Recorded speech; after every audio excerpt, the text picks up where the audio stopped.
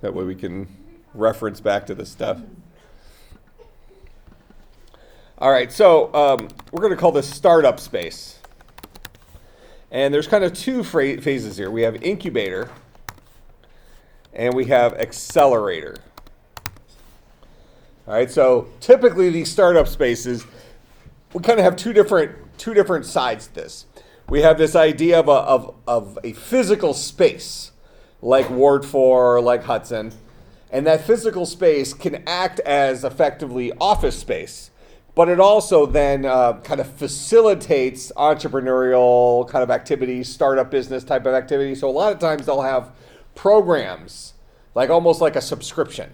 So like when you join a gym, you pay your monthly subscription or something like that. Well, when you join a startup space, there might be a couple of options. Like one option might be you just pay them your weekly or monthly rent, whatever it is, for your seat.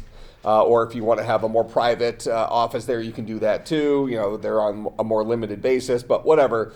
But then these places also might have programs that are either through their incubator program or their accelerator program.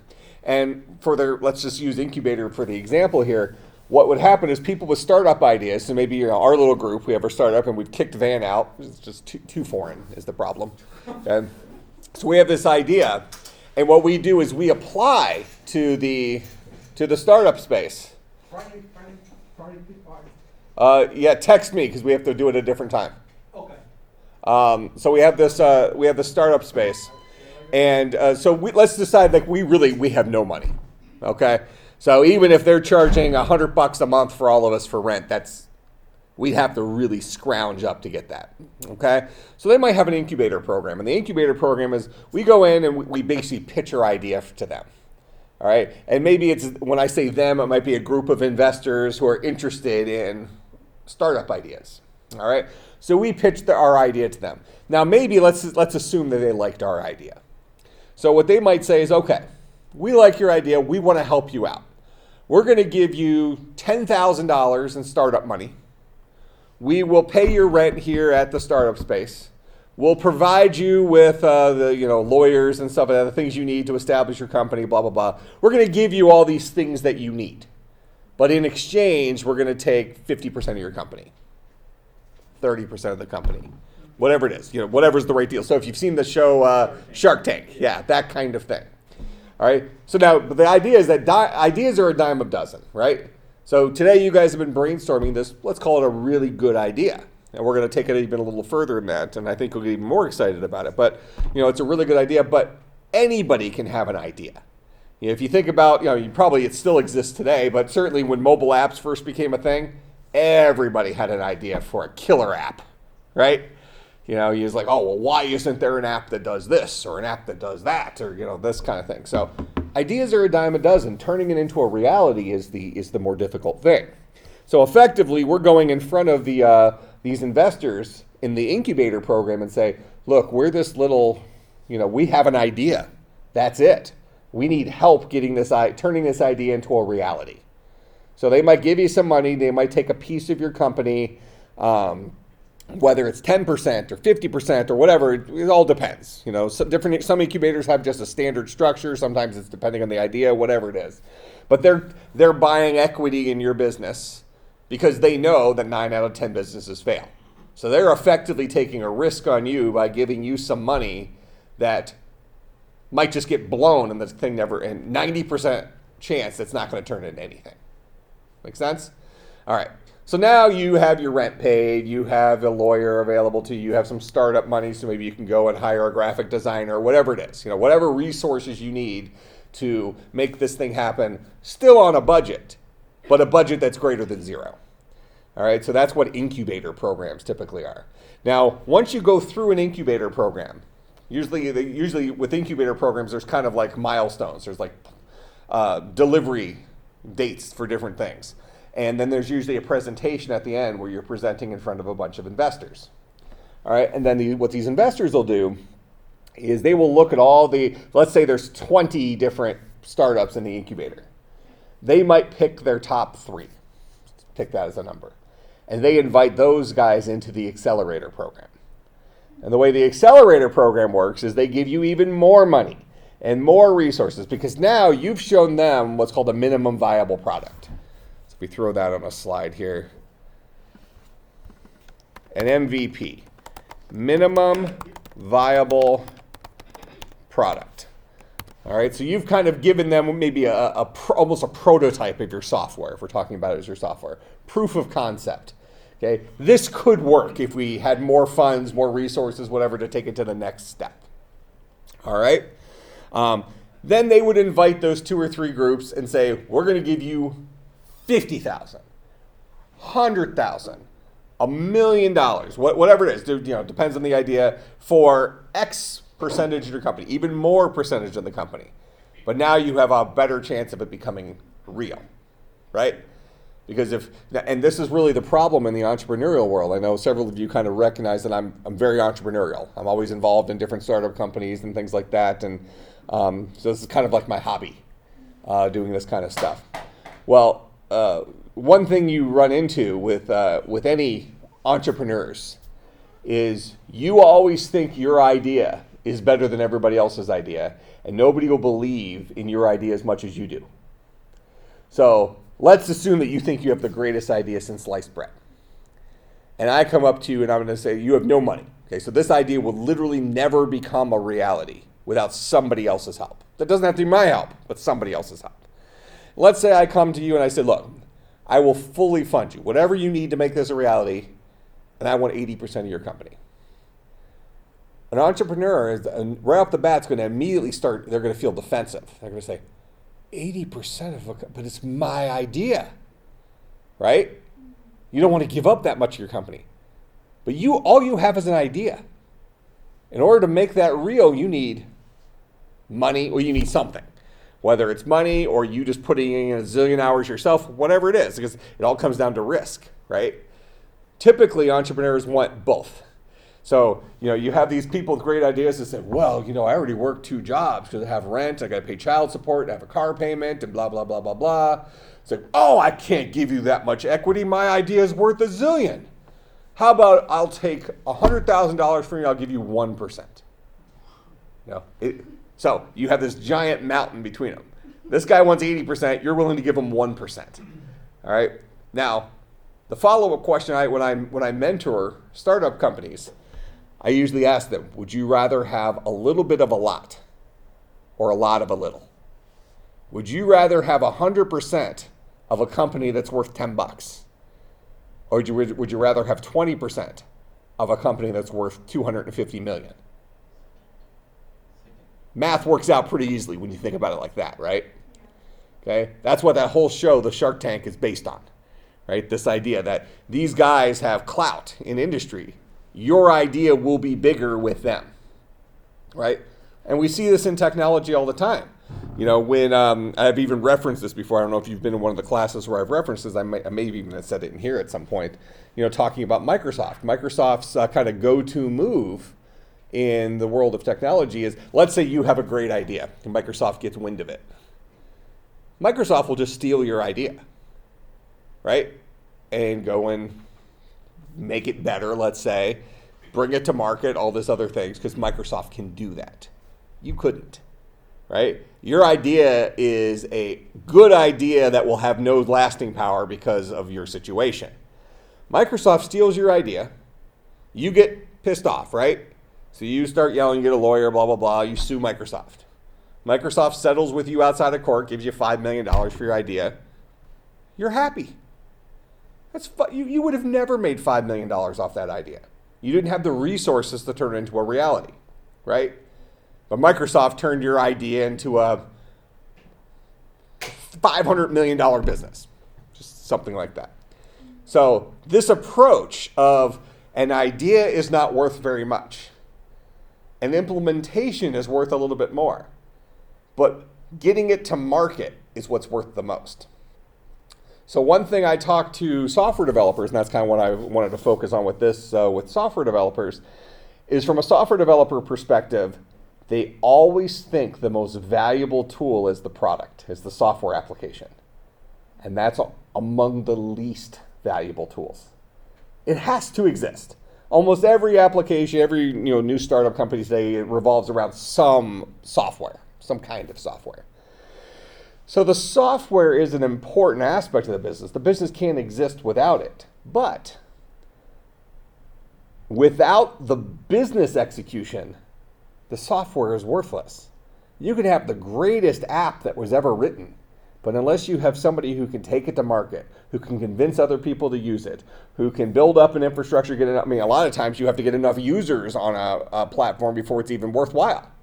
So even this thing we're talking about today, if we had, we're going to kind of roll this into virtual machines. If we build this whole thing and it's like, let's just say it's the perfect implementation. Okay, we'll talk about what that means. But only 3 people are using it. It's not going to be worth anything, right? You're way upside down when you consider the number of hours you've put into building this thing. All right, so there's always this disconnect between, from a computer science person's perspective, what the value of their software is. So as a computer science person, we have a skill. That skill is worth money. A product you produce with that skill could be a tool that leads to money. All right, so make sure you kind of understand that when you go into industry, whether you're going to go work for a company or you're going to have your own business and have your own startup ideas and things like that, it's not the product, it's your skill. Okay, you look at this in professional sports, right? If you have a baseball player who's getting paid $20 million a year because he's good at hitting home runs, right? They're paying him money with the expectation that he'll hit a home run when they need him to hit a home run, right? Or he'll hit a double to drive a run in, something like that. They're paying him money based on his skill at being a batter. Not because he has hit 500 home runs last season, or the season before that, or the season before that. That maybe is what has proven his ability for a skill. That's part of his resume.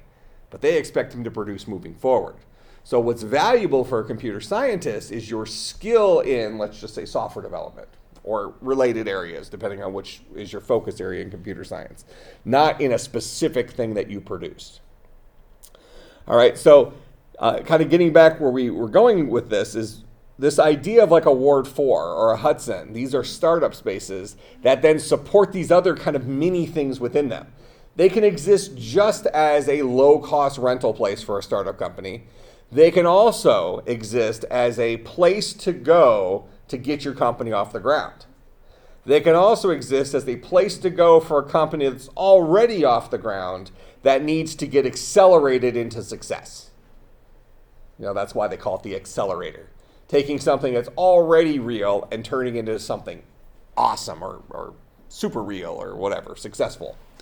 All right, that kind of makes sense? So everything is go ahead. I have a question. Mm-hmm. Like I have my idea, right? I implement that, but I don't know how to market that one. So for that, like we have to pay like 90% to the entrepreneur? Depends how good your idea is and how important your implementation was. So if you have let's say you have a extremely complex idea, and your implementation is very sciencey, a whole bunch of math, that's not something that's easily reproducible. Okay, something that requires more than just hours. There's plenty of projects that you could look at and say, oh well, that's impressive, but nothing is complex about it. It just took 1,000,000 hours to build that. Make sense? Maybe your idea isn't that. Maybe you only spent 300 hours to implement it, but it required a very specific skill set, maybe a knowledge of, quaternion mathematics or something something very specific. Okay, now all of a sudden you're not a grunt worker, you're a specialist. Okay, so now you're worth more in that equation. Your implementation is worth more because now it's not just an idea. So now they're going to they'll probably be willing to give you more money for less percent. So there's a whole big sliding scale. Okay, where if Edwin comes in and he has an idea and he implemented, version 1 of that idea, but let's just say his idea isn't a bad idea, but there's nothing earth-shattering about it. I mean, consider most of the products that we go and buy at Walmart or whatever make sense. They're not earth-shattering ideas. Somebody had to come up with the idea first, right? You know, those little microfiber cloth things for cleaning your glasses? Somebody had to come up with that. Decide, oh, well, that cleans glasses pretty well. You know, now there's a zillion different companies to make those little microfiber cloths. All right, well, so somebody said, okay, well, here's a cloth. Here's the microfiber version of it. I think this is good for glasses. Give me a bunch of money for that. That's not worth that much money. You've taken something that already existed and applied it to something to a problem that already existed, and now you want somebody else to help you turn that connection into a reality. Okay? So maybe, and really, I mean, your real risk is getting that stolen. Somebody could just take that idea. So that's when you go and patent the idea. Yeah, Okay? that's my next question. Yeah. If I am sharing my idea to so many entrepreneurs over there, right? And somebody go outside and talk to any other persons and Yeah. in this You have to way- protect yourself. You either have to protect yourself through an NDA, non-disclosure agreement, which, you know, that's more of the threat of protection. They don't necessarily hold up in court that well, but, you know, regardless, you could say, look, I'm going to meet with you. I'm going to tell you about my idea, but you have to sign this NDA effectively saying that you won't steal my idea. That's one thing you can do. Another thing you can do, the more official way of doing it, is get a patent on your idea. So that's expensive, first of all, but they do a patent search to make sure nobody else had an idea similar to yours. Okay, so let's assume that you've gone through that and you're awarded a patent. At that point, now you own that idea. Okay, so if you own that idea, so let's say I got a patent for something, okay, and then you came up with that idea on your own. Okay, you didn't steal it from me, but you came up with your idea, but you never did a patent search. You didn't consider that somebody else might have already had that idea. Now you start marketing it, you start making a bunch of money. Now I could sue you for infringement on my patent. That makes sense? Okay, so there's all sorts of levels of what you can do to protect yourself, but those also cost a lot of money. So you have to decide, how valuable is your idea? Is it worth protecting at this point, or is it just an idea? And that's another area where these incubators and accelerators come in. Because the people who have a lot of money, they're going to be able to give you an idea on how valuable your idea might actually be, and then they're willing. So, you know, it's kind of goes back to, I've talked about this model related to how Apple and Google, and Apple started this, how they charge for mobile apps. So if you write an app and you put it up on Apple's App Store, and you put it up for $1, for 99 cents, every one of those you sell, Apple takes 30 cents. They're taking 30% of of all your sales. Now, on top of that, you have to pay Apple $100 a year just for the ability to have your app up on their store. So you're giving them $100 per year, plus they're taking 30%. Does that seem fair? It's very fair. Yeah, because so many The initial entrepreneur might say, you're taking 30%, that's my work. Without Apple having their products in millions and millions and millions of people's hands, and Apple giving you an app store that's searchable for all these people that have Apple products in their hands, and them giving you a platform to sell that, and them processing all the credit cards for you, Apple just sends you a check each month. Well, they don't even send you a check, they deposit it directly into your account. It's well worth 30%, because Apple is giving you an audience that you could never get on your own. Or it would be extremely difficult, right? 1 in a zillion chance that you'll become, you know, like at Amazon or something like that, where you don't need Apple's help because you have your own gigantic audience. But Apple is giving you a free pass to their entire audience, and they're only charging you 30%. You could make the argument that it would be worth 70%, right? But 30% right off the bat seems illegal. Like, oh my gosh, how could they take that much? I did all the work. It's fine. So let's roll it back 15 years when the App Store didn't exist. Now you're going to do that same work. And then what are you going to do? You're going to have to go through all these hoops and hope that your software makes it onto the shelf at Best Buy. And then they're going to take their cut. You're going to get far less for your software because you're going to have all this cost for packaging and stuff like that. I mean, you don't even understand how great of a deal you're getting today with Apple charging you 30%. Okay, where Apple really made a killing. Okay, and this is where Apple was, let's call it unethically smart. And we're going to use one company as the example, but they're like the poster boy for this. How many of you have heard of a newspaper called the Wall Street Journal? Famous newspaper, right? Whether you read it or not, it's more of a business person thing, but famous, right? Wall Street Journal, it's in movies and stuff like that. So, and you would agree that a lot of us digest our news today on either our smartphones or our tablets, things like that. The idea of buying a physical newspaper still exists, but it's far, far, far less popular today than it's ever been. Fair enough? So the Wall Street Journal has a pretty good subscription base.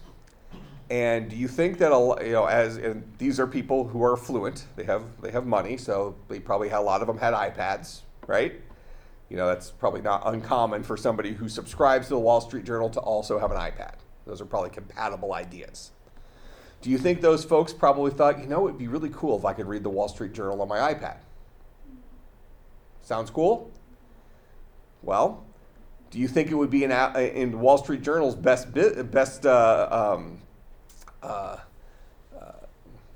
would it be best for them to have their product on iPad? Absolutely. They'll probably pick up even more readers, right? Because now it's convenient. A lot of us aren't going to go and pick up an actual physical newspaper off the street or have one delivered to our house or whatever it is. But we'll read it on the iPad if it's convenient for us. Well, so Apple has a rule that if you are going to sell, we'll just use the Wall Street Journal as an example. So the Wall Street Journal people who are going to sell their newspaper on the iPad, they have to offer at least as good of a deal on the iPad as they do in person. All right, so Wall Street Journal can't offer a $10 a month subscription for Wall Street Journal if you want a physical copy, and a $20 a month subscription if you want the iPad copy. If it's $10 in real life, it's $10 on iPad. And Apple takes 30%. Make sense? So now, Wall Street Journal can have their current subscribers. They can have access to the version on Wall Street Journal, and they don't have to give anything to Apple for those current subscribers. But they can't let new subscribers get a better deal with Wall Street Journal external to the thing. Instead, Apple makes it convenient for them to sign up through the iPad, right? So you think Wall Street Journal got a lot of new subscribers or a lot of existing subscribers switched over to the iPad model? Absolutely. And now Apple is getting 30% of probably 70% of Wall Street Journal's revenue. If we say 70% of Wall Street Journal readers are reading on the iPad, Apple gets 30% of their revenue. That means Apple is 30% of 70% of Wall Street Journal. They might as well be Wall Street Journal because they don't have to do any of the work other than process credit cards. Now extrapolate that across all the other newspapers, New York Times, things like that are on the iPad and the iPhone and those things. Scale's pretty quick, right? Same world we're living in here is this entrepreneurial type of world where it's, what will you give me for a certain amount of money?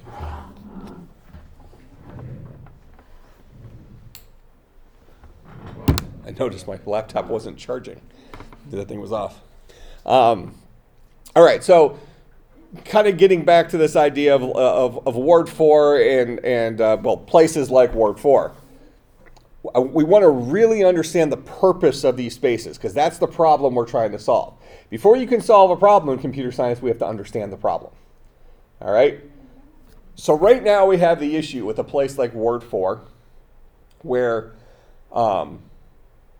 you're in the space one way or another. You're either paying for rent or somebody else is paying your rent for a cut of your business, whatever it is. Doesn't matter, okay? You're in this space. Now, let's say that 70% of the people that are in this space are there for, their own company. So you and I were in the startup company, so whether we're paying the rent directly or we've sold our soul to some investor, we have 2 seats there that, so we're going in, we're meeting every single day because that's our workspace. That's where we might meet clients. That's where we have our internet. That's where we can collaborate together, instead of having them, even though it's possible to, collaborate remotely with computing today and things like that, using the available tools today, you're typically not as productive. Okay, and if we're trying to make this idea a reality, rubber to the road makes more sense for us to be sitting there together working on this, right? Basically keeping each other in line, making sure somebody else isn't just wandering off and, watching movies all day or something like that. Okay, same thing. You guys have your startup company. One way or another, you're getting your rent paid there, so you're meeting there every day of the week. You show up at 7 a.m., you leave at 8 p.m., you're working these long days trying to get your product into a reality, but you're meeting in that physical space to work, all right? A lot of folks that are using these spaces may never collaborate with other businesses. You and I may never talk to them. Maybe, at the water cooler or at the, a lot of these places have, a coffee cafe type place. Maybe, we're sitting around and having a coffee for 20 minutes and, I bump into Edwin and he's over there kind of, giggling, very feminine like. And, I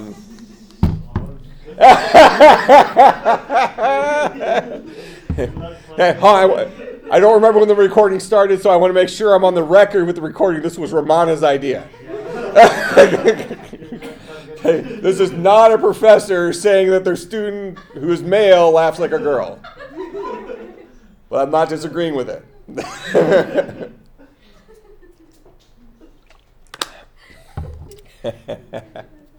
All right, so, the reality is we might not necessarily be in that space to collaborate with each other.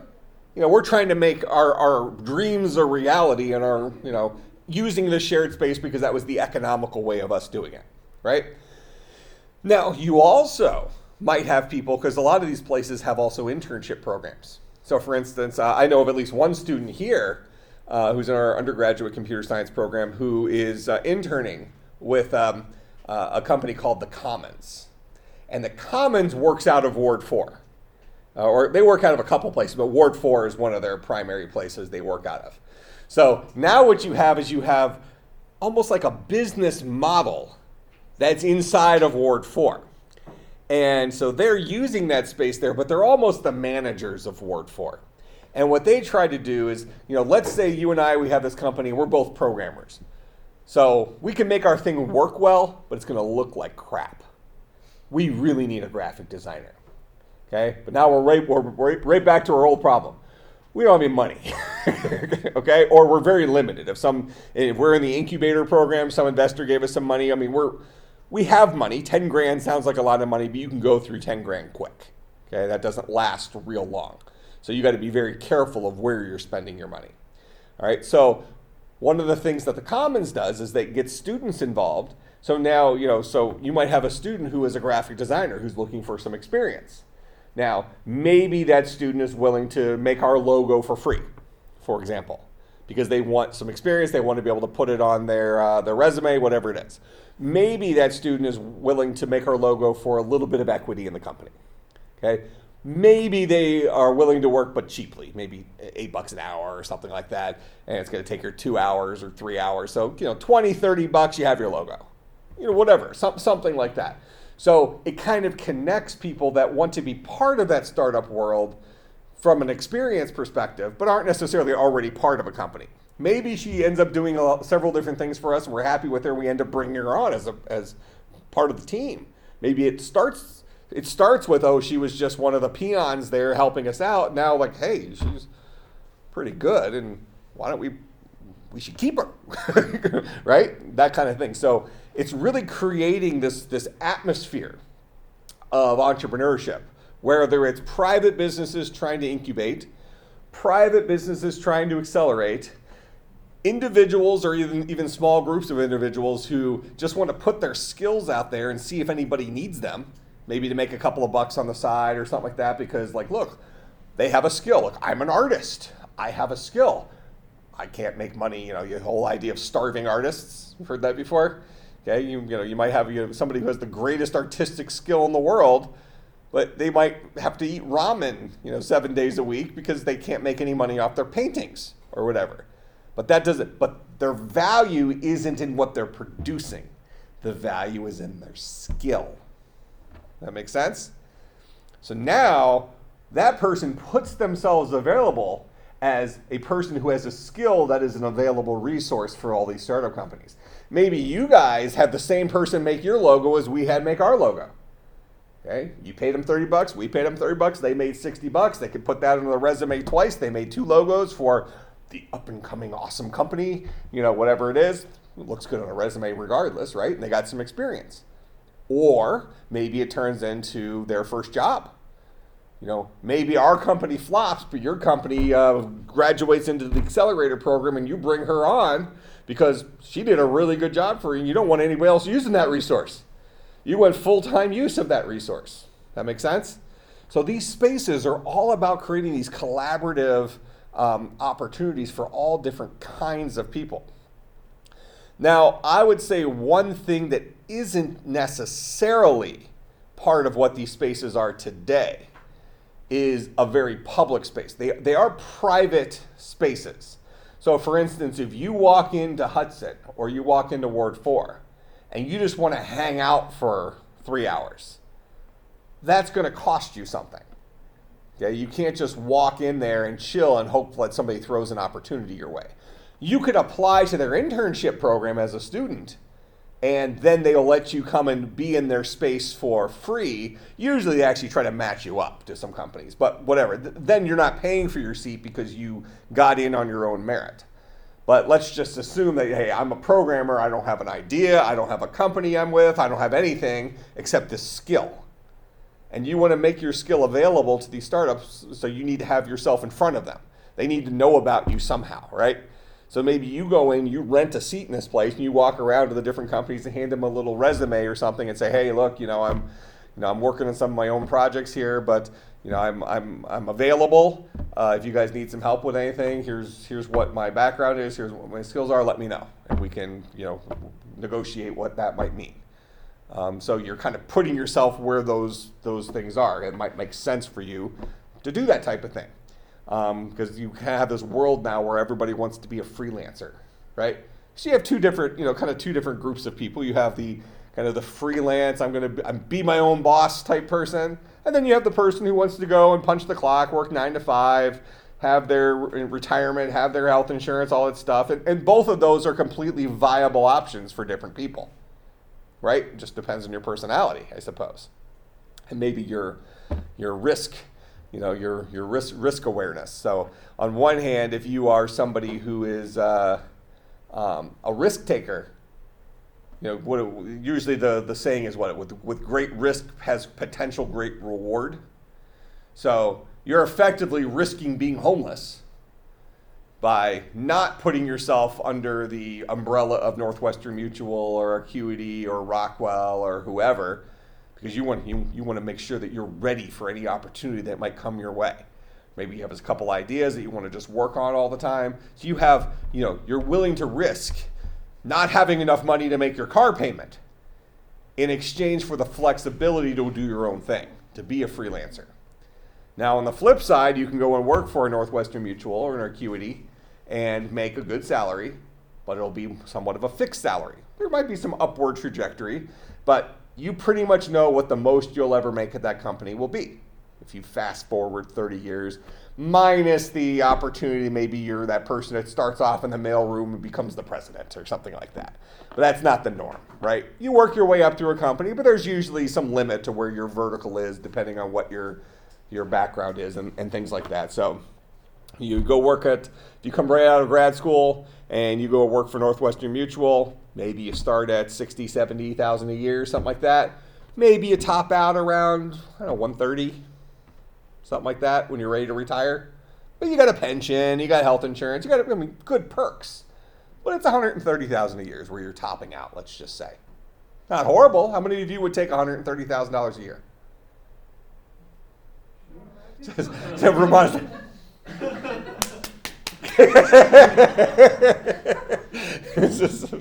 Show me the money, right?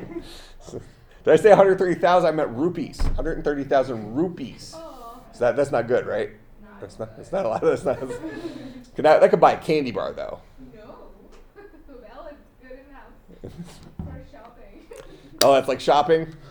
Like, what's 130,000 rupees in US dollars? Like 2,000 bucks? Well, that's a good shopping trip, but yeah, you're not rich, right?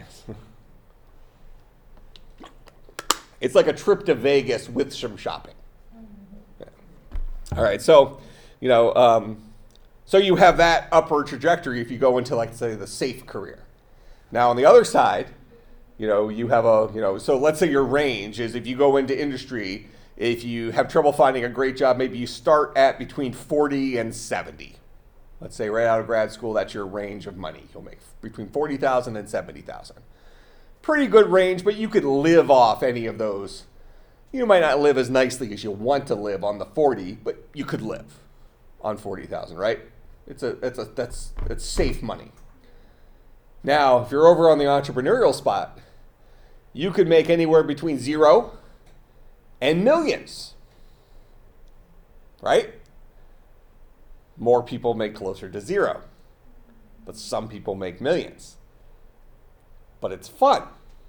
So where's your risk?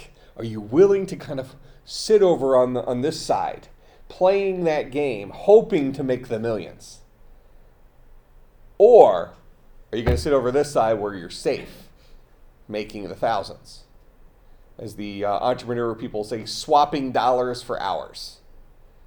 Okay, you work hours, the rich people give you your $50 an hour or whatever it is you're making, and they're making off of you $500 an hour, doing nothing or doing less than you're doing in terms of your perceived effort. Which is better?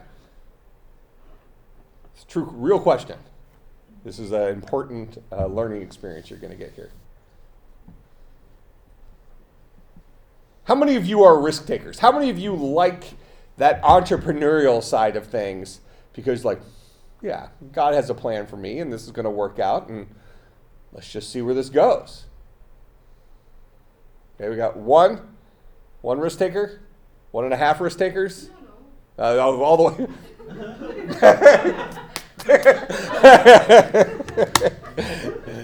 So 2 risk takers and then 3 people that are like, look, I want some stability, right? I want to know that I can make my car payment. I want to know that I can whatever. Now, does that mean that these 3 people are weak and wrong? No. Besides Edwin.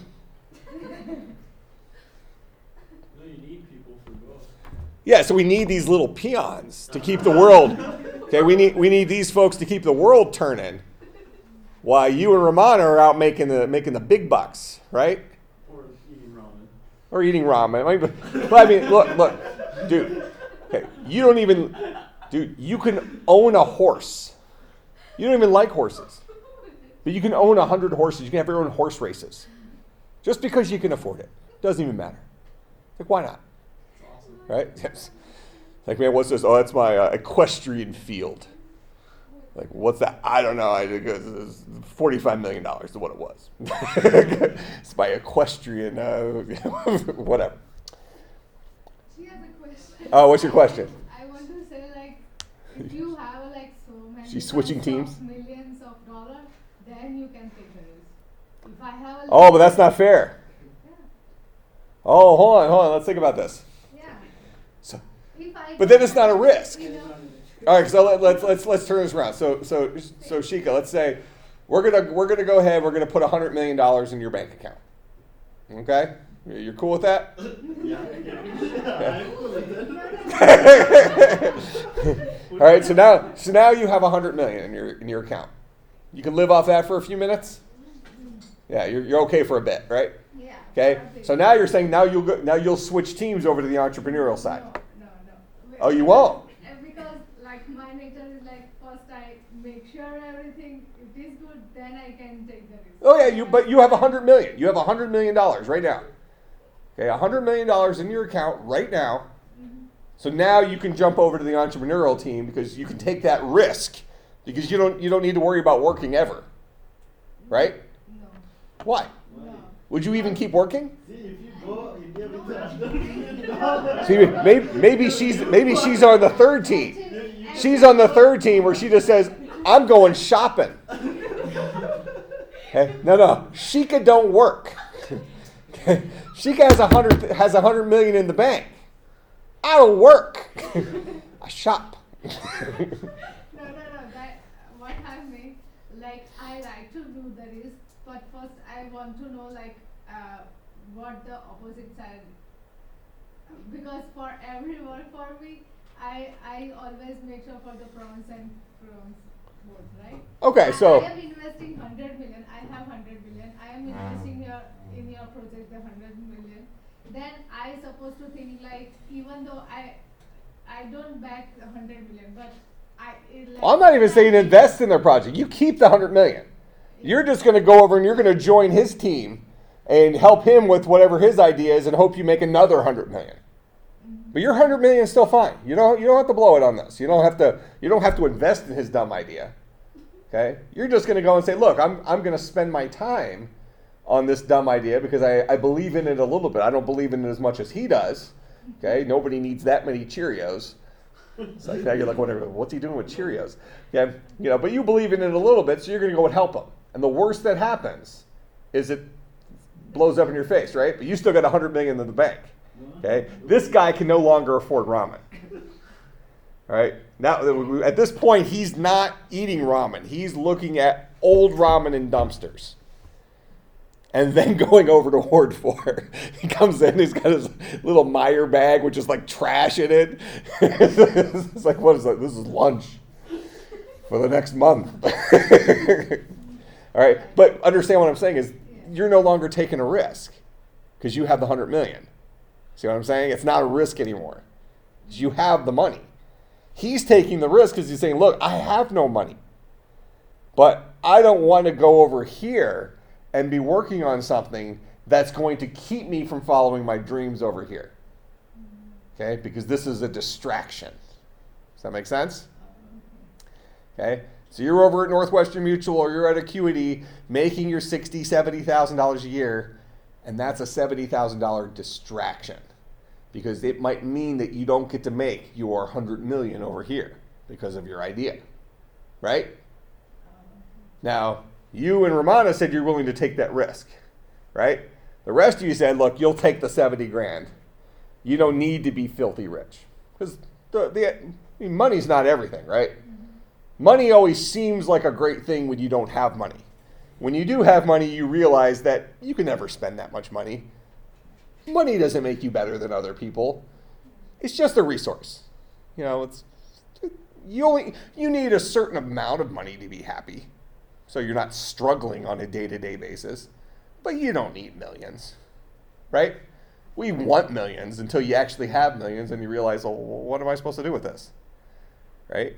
So kind of keep that in perspective as well. So maybe don't even attach this to money. Maybe replace this idea where I can go work for Northwestern Mutual and do help somebody else fulfill their dreams. Or I can work on my own idea and make my own dream come true. Because maybe what you're most passionate about is making your product a reality, regardless of how much money you get from it. Maybe you want to see that happen, and that will give you a sense of fulfillment at the end of your, when you're old. Go ahead. Well, maybe like the goal isn't money; it's maybe time. Like if something I was like more interested in, it'd be like more time to do what I want or set my schedule. That's why I wouldn't choose that side because I don't want to work from 8 to 5 every day. I don't want to do that. Yeah, you're trapped. Right, I'm trapped. I don't want a set schedule. So I guess if like the freedom to do more of what you want or not having that set schedule, I guess that'd be. To my point, money's not all of it. Yeah. So you might say, let's assume the money was equal. You could make 70 grand a year over here, or you can make 70 grand a year over here. When you're working for Northwestern Mutual, you're working 9 to 5, Monday through Friday. During the entire year, you get a couple of vacations here and there. Over here, you're your own boss. If you need to take a 2 weeks off for a vacation, hopefully your business is kind of running itself and you won't really take a pay cut during that point in time. But if you do, it's your choice. You get to choose how your time gets spent. Somebody isn't standing over your shoulder and say, you didn't show up to work the last 3 days. You say, yeah, I know, I'm the boss, right? So, I mean, I think that's a much healthier way of looking at it. Okay, because I know some of you know my backstory, and making $1 zillion doesn't make you happier. Okay, trust me. So I know a lot about this world in the entrepreneurial space. Now, let me ask you this. What if you could have both? What if you could make that $70,000 a year, things are safe, yet you could still be over here giving this a chance with maybe the hope that you can quit that because this replaces it. Let's say you're happy with the 70. So even if we just focus on the dollars aspect of this and say, so you're good with 70, but you want to earn 70 with control of your own schedule and doing something you're passionate about. But that's not earning 70 today. This is earning 70 today, doing somebody else's work that you're not necessarily passionate about, but you can do because you have a skill and that skill is worth money. But wouldn't you like to be able to still work towards this other thing over here? What's the main reason why you couldn't do that? You mentioned it a few minutes ago. It's time. So when you're working a normal full-time job, you're working 40 hours a week, right? How many hours per night do you sleep? 8? So we got 7 times 8, that's 56, plus 40, so we have 96 hours accounted for. So 7 times 24 minus 96 is 72 hours. We have 72 waking hours that are not accounted for in that equation. What do you do with those 72 hours? Divide that by 7. 72. So that means you have, on paper, if we average this across, you have an extra 10 hours every single day when you're not sleeping or working your normal job. What are you doing with those 10 hours?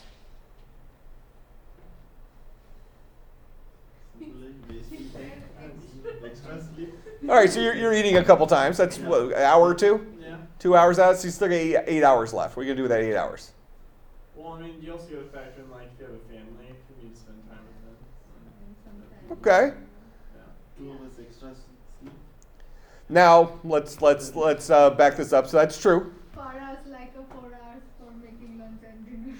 Making lunch and dinner for 4 hours? Oh yeah, for 2 for lunch and 2 for. You're spending 2 hours making something that takes 15 minutes to eat? Yeah. That's not efficient use of time, is it? Yeah. That's fun. Yeah.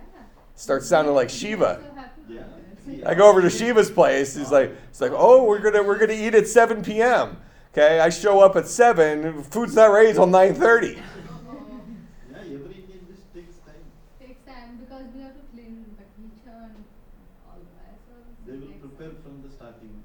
They used to cut the vegetables. They used to clean everything. Just buy some food. Make chicken nuggets. Get some frozen vegetables and steam them up. No. So you're spending 4 hours a day cooking. Yeah. like, yeah. 2 hours for the lunch, Lunch and then 2 hours dinner, for- then breakfast. Okay, does that sound like an efficient use of time to you? No, but still we Unless it's follow. something you enjoy. Okay, well then all of a sudden now, if you're spending that much time cooking, now that's a skill set you should be getting paid for. So you got to ask yourself, why are you in computer science if you're spending 4 hours of your day cooking? Yes, Well, every. You're spending almost 50% of your extra non-waking hours cooking.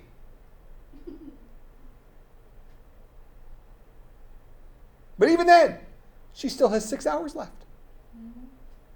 Right? She's got 6 hours left. When you actually break down the amount of time you spend doing things, you recognize that you actually have a lot of extra time. This is the whole problem with time management, right? Is people perceive they don't have time when you actually have quite a bit of time. It's how you use that time. Now, you also have to couple this with energy. Who has more energy, you or me? Me. Probably you, right? When you're younger, you could still pull an all-nighter, couldn't you? If you had to? I had I to. mean, you might not be happy about it, but you could do it. I used to pull all-nighters all the time. I couldn't do it now. If I tried to pull an all-nighter, I bet you I would succeed maybe 10% of the time. And I might be nice to myself. 2 a.m. or so, my ears are ringing. I can't think straight. You just get tired. When you start getting older, you don't have that level of energy. It's normal, right? So when you're young, is it fair to say you have more energy? Yeah. Okay? So this is the secret. So there's already a book called The Secret, but this is a secret. When you're young and you have all this extra energy and you have dreams and you have willpower, you can go work the guaranteed job over here. And you could still do this at the same time. Because when you're young, you have the energy to do that. Now, why are you torturing yourself? If you do this for 3 or 4 years while you're young, and this takes off, all of a sudden you've bought yourself your entire future.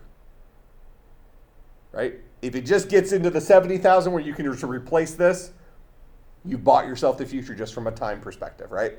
You're now in charge of your own schedule.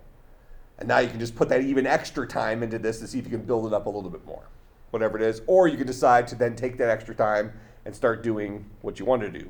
Start a family, travel, whatever it is, whatever your things are. So many young people, especially today, I don't know what the actual numbers are, but I would say less than 10% of young people today are entrepreneurial, even though it seems like there's startups everywhere. The startup community right now tends to be that 10% of the young people plus, a little bit older and middle-aged people who are out of work, and that's more of their desperation.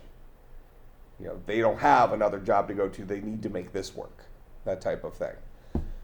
So at your age, you all have this amazing opportunity to be able to go and find the real job that'll pay your bills today and have the extra time to look for the thing that'll pay your bills tomorrow.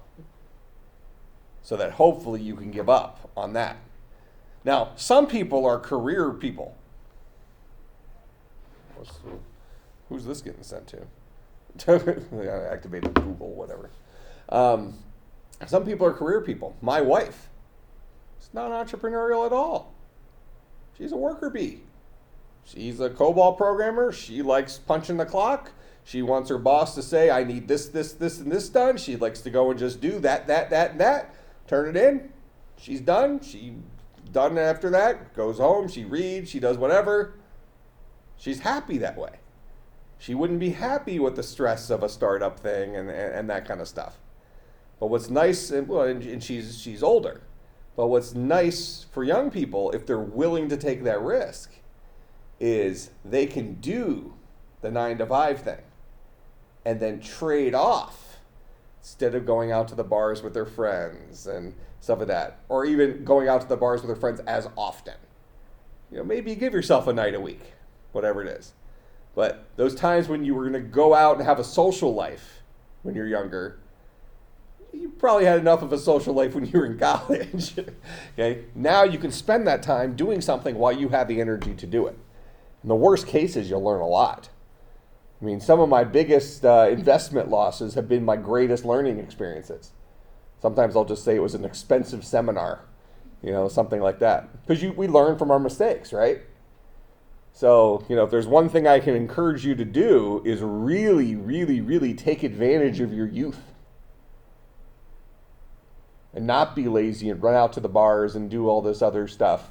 For those of you who kind of know some of my backstory, when I was in college and all my friends were running out to the bars to drink on Friday night or something like that, I was writing software in my dorm room or my residence hall. Okay, that's what I did.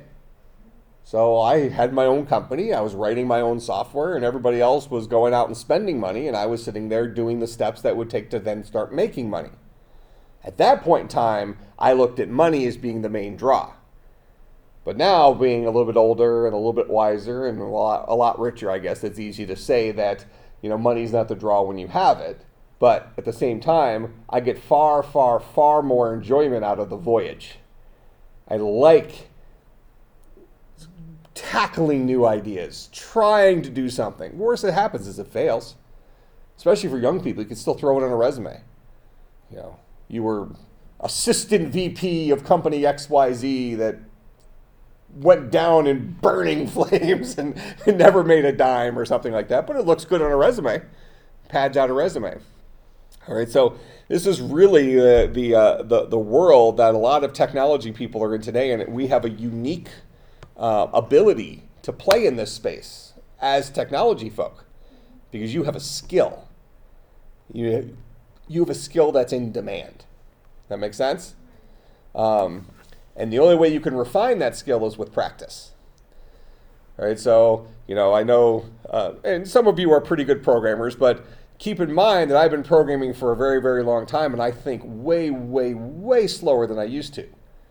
But when I sit in front of an audience and I'm talking through it, I can write quite a bit of software in a very short period of time in a public setting. That skill is worth something. And every one of you is capable of that. Just need some more experience, right? I've told you before, I've been programming since I was 9, so I've been doing this for a while. But you have youth on your side right now. You can put in those hours to do it. I'm beyond hope. All I can do is I'm not beyond hope. I've changed my priorities. I still mentor groups. Right now I'm involved in 3 different startup companies. And I'm probably going to get involved in a startup company related to this. I'm looking for people to recruit into this. But my priorities are different. I don't spend a whole lot of time just pumping out code. I like to come in and solve the hard problems and let other people who need the experience solve the grunt work, because I spend a majority of my time on the golf course. That's my time, right? You talked about you get time. That's what I want to spend my time doing. It's stuff that I enjoy, because I've already maybe not completely maximized, but I've done pretty well with my skill set. All right, so I try to encourage young people to really get behind some of this stuff, because it only benefits you. The worst that happens, you learn a lesson. If I want to even shorten it, I tell people to stay poor for as long as you can. Because as soon as you start making money, your whole perception on life changes. When you have I hear it pretty often with undergrads when they're getting ready to graduate. They say, well, have you thought about grad school? Because one of the problems we have today, it's not fair, but it's a reality, is that the bachelor degree has become the new high school diploma, right? It shouldn't be that way. The idea is that college isn't for everyone. We need electricians and plumbers, and we need those trade skills that isn't a college degree. Instead, that's a mentorship type thing. But people aren't doing that because everybody thinks they have to go to college. So now in order to set yourself apart from everybody else, you have to go get a master's degree. That's probably why most of you are here. Look, I don't really need the education, but I can't find the job because I'm competing against a zillion people who all have the same degree as I have. This is the thing that'll set you apart, right? It's unfortunate, but it's the punchline.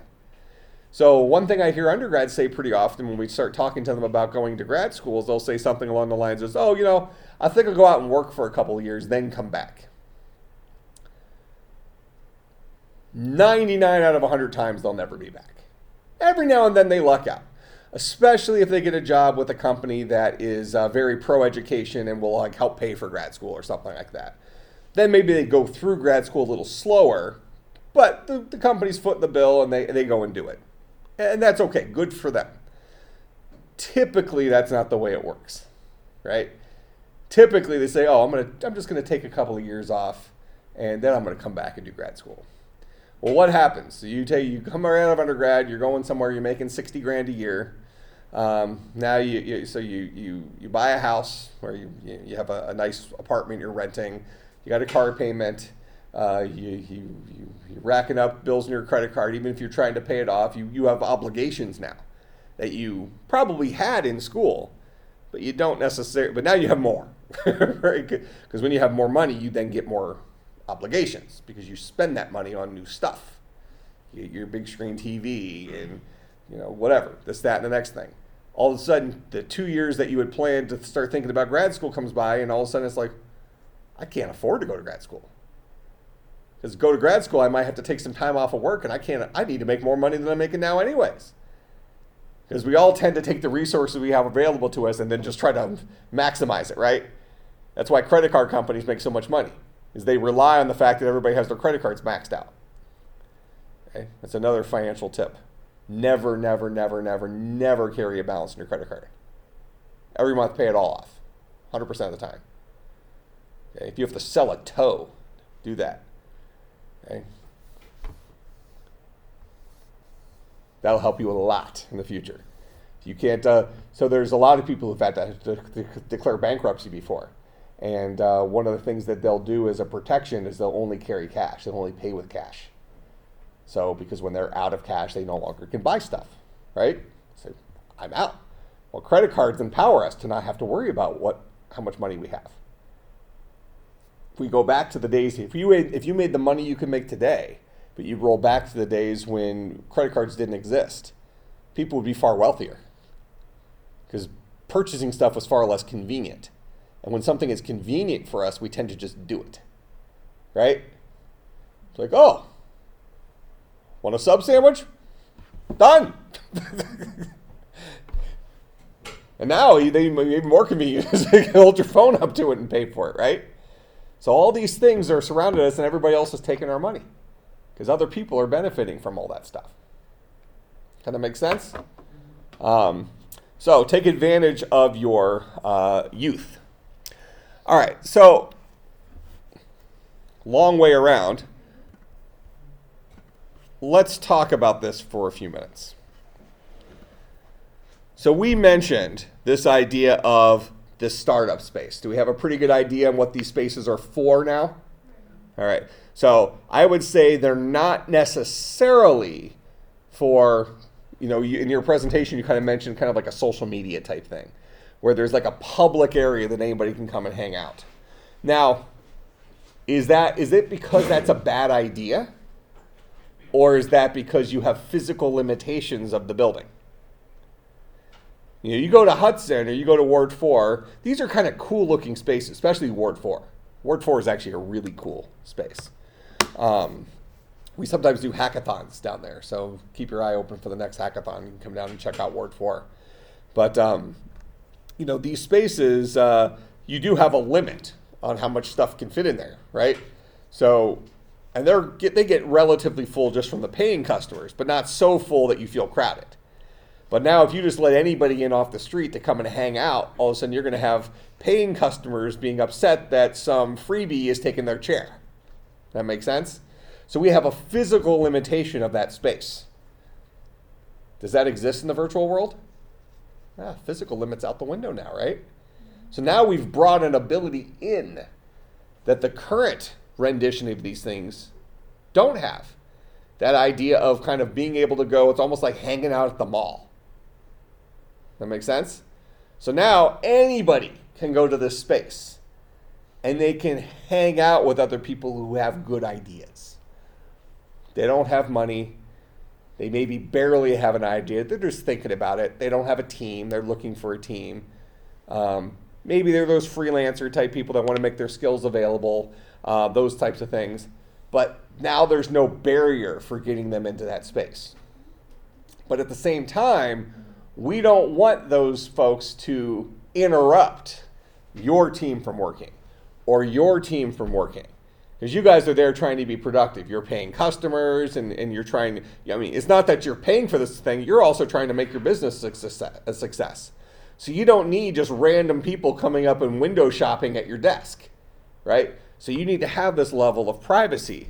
So if we kind of draw this picture of our world,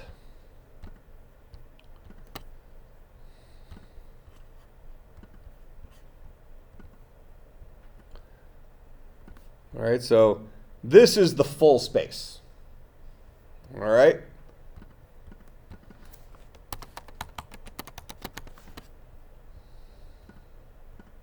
All right, that's our full space.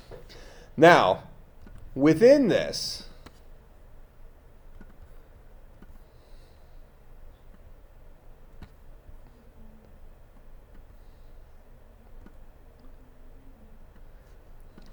maybe we have public space. All right? So now public space is a place that anybody can go and hang out. Okay? We'll talk about what happens in this space in a few minutes, but effectively a big chat room.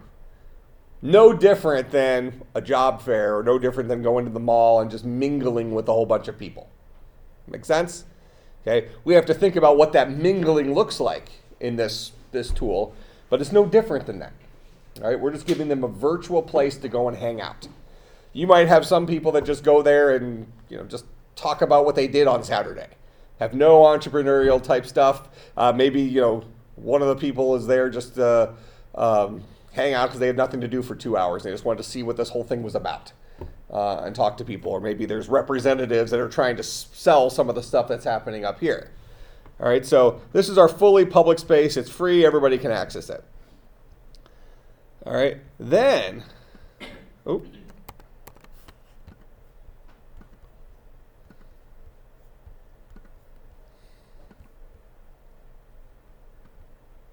we're going to call this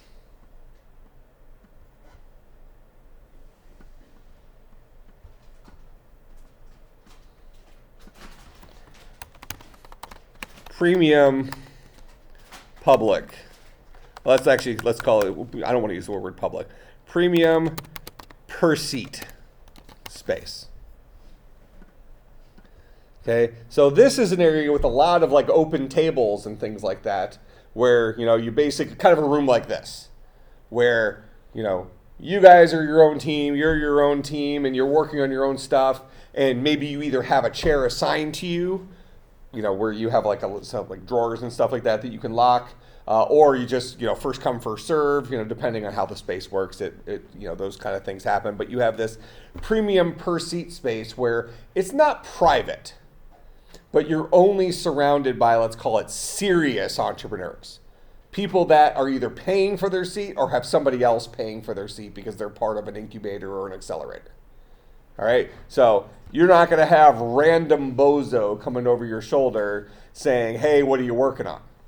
Right? If anybody's coming and talking to you, they're talking to you because they have an equal right to be in that space as you do. They're serious entrepreneurs or they're wasting their time, something like that. And you could certainly probably block people or whatever and ignore them. But, this is a more public space, but still a pay per seat type space. So you have kind of a private little, like this is your chair.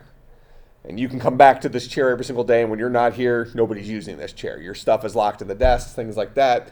You can come in, you can put your headphones on, you can work. You get the internet, you have your power outlets, you have the air conditioning, whatever, all the stuff that's in the room, but you don't have your own door. So maybe sitting there and having a loud public conversation with a phone call or something like that wouldn't be real compatible very often. If you did quick little web chats, maybe not the end of the world, but you got to consider how you're going to be working. All right, so that's your premium per seat space. Then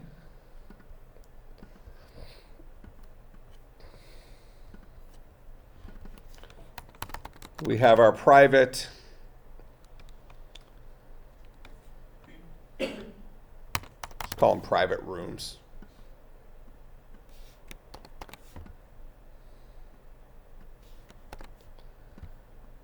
These are kind of like private offices, right? But we're no longer limited by the physical size. We can have as many private offices as we want. At Hudson, they have like 4 private offices. So if you're going to pay top dollar for your entrepreneurial experience, oh no, you can get one of those 4 offices. But otherwise, in our thing here, if you're willing to pay for a private room, you get a private room. All right, and then maybe the private room people also have access to this this public space in terms of collaborating with people, but they don't know, because maybe you also have like breakout rooms. So these are private rooms for the businesses only. Maybe within here you also have something like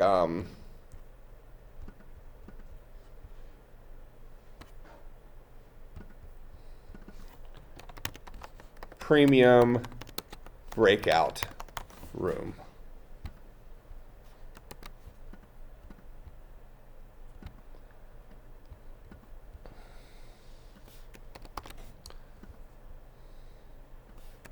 So we'll just show kind of 3 of them up here, something like that.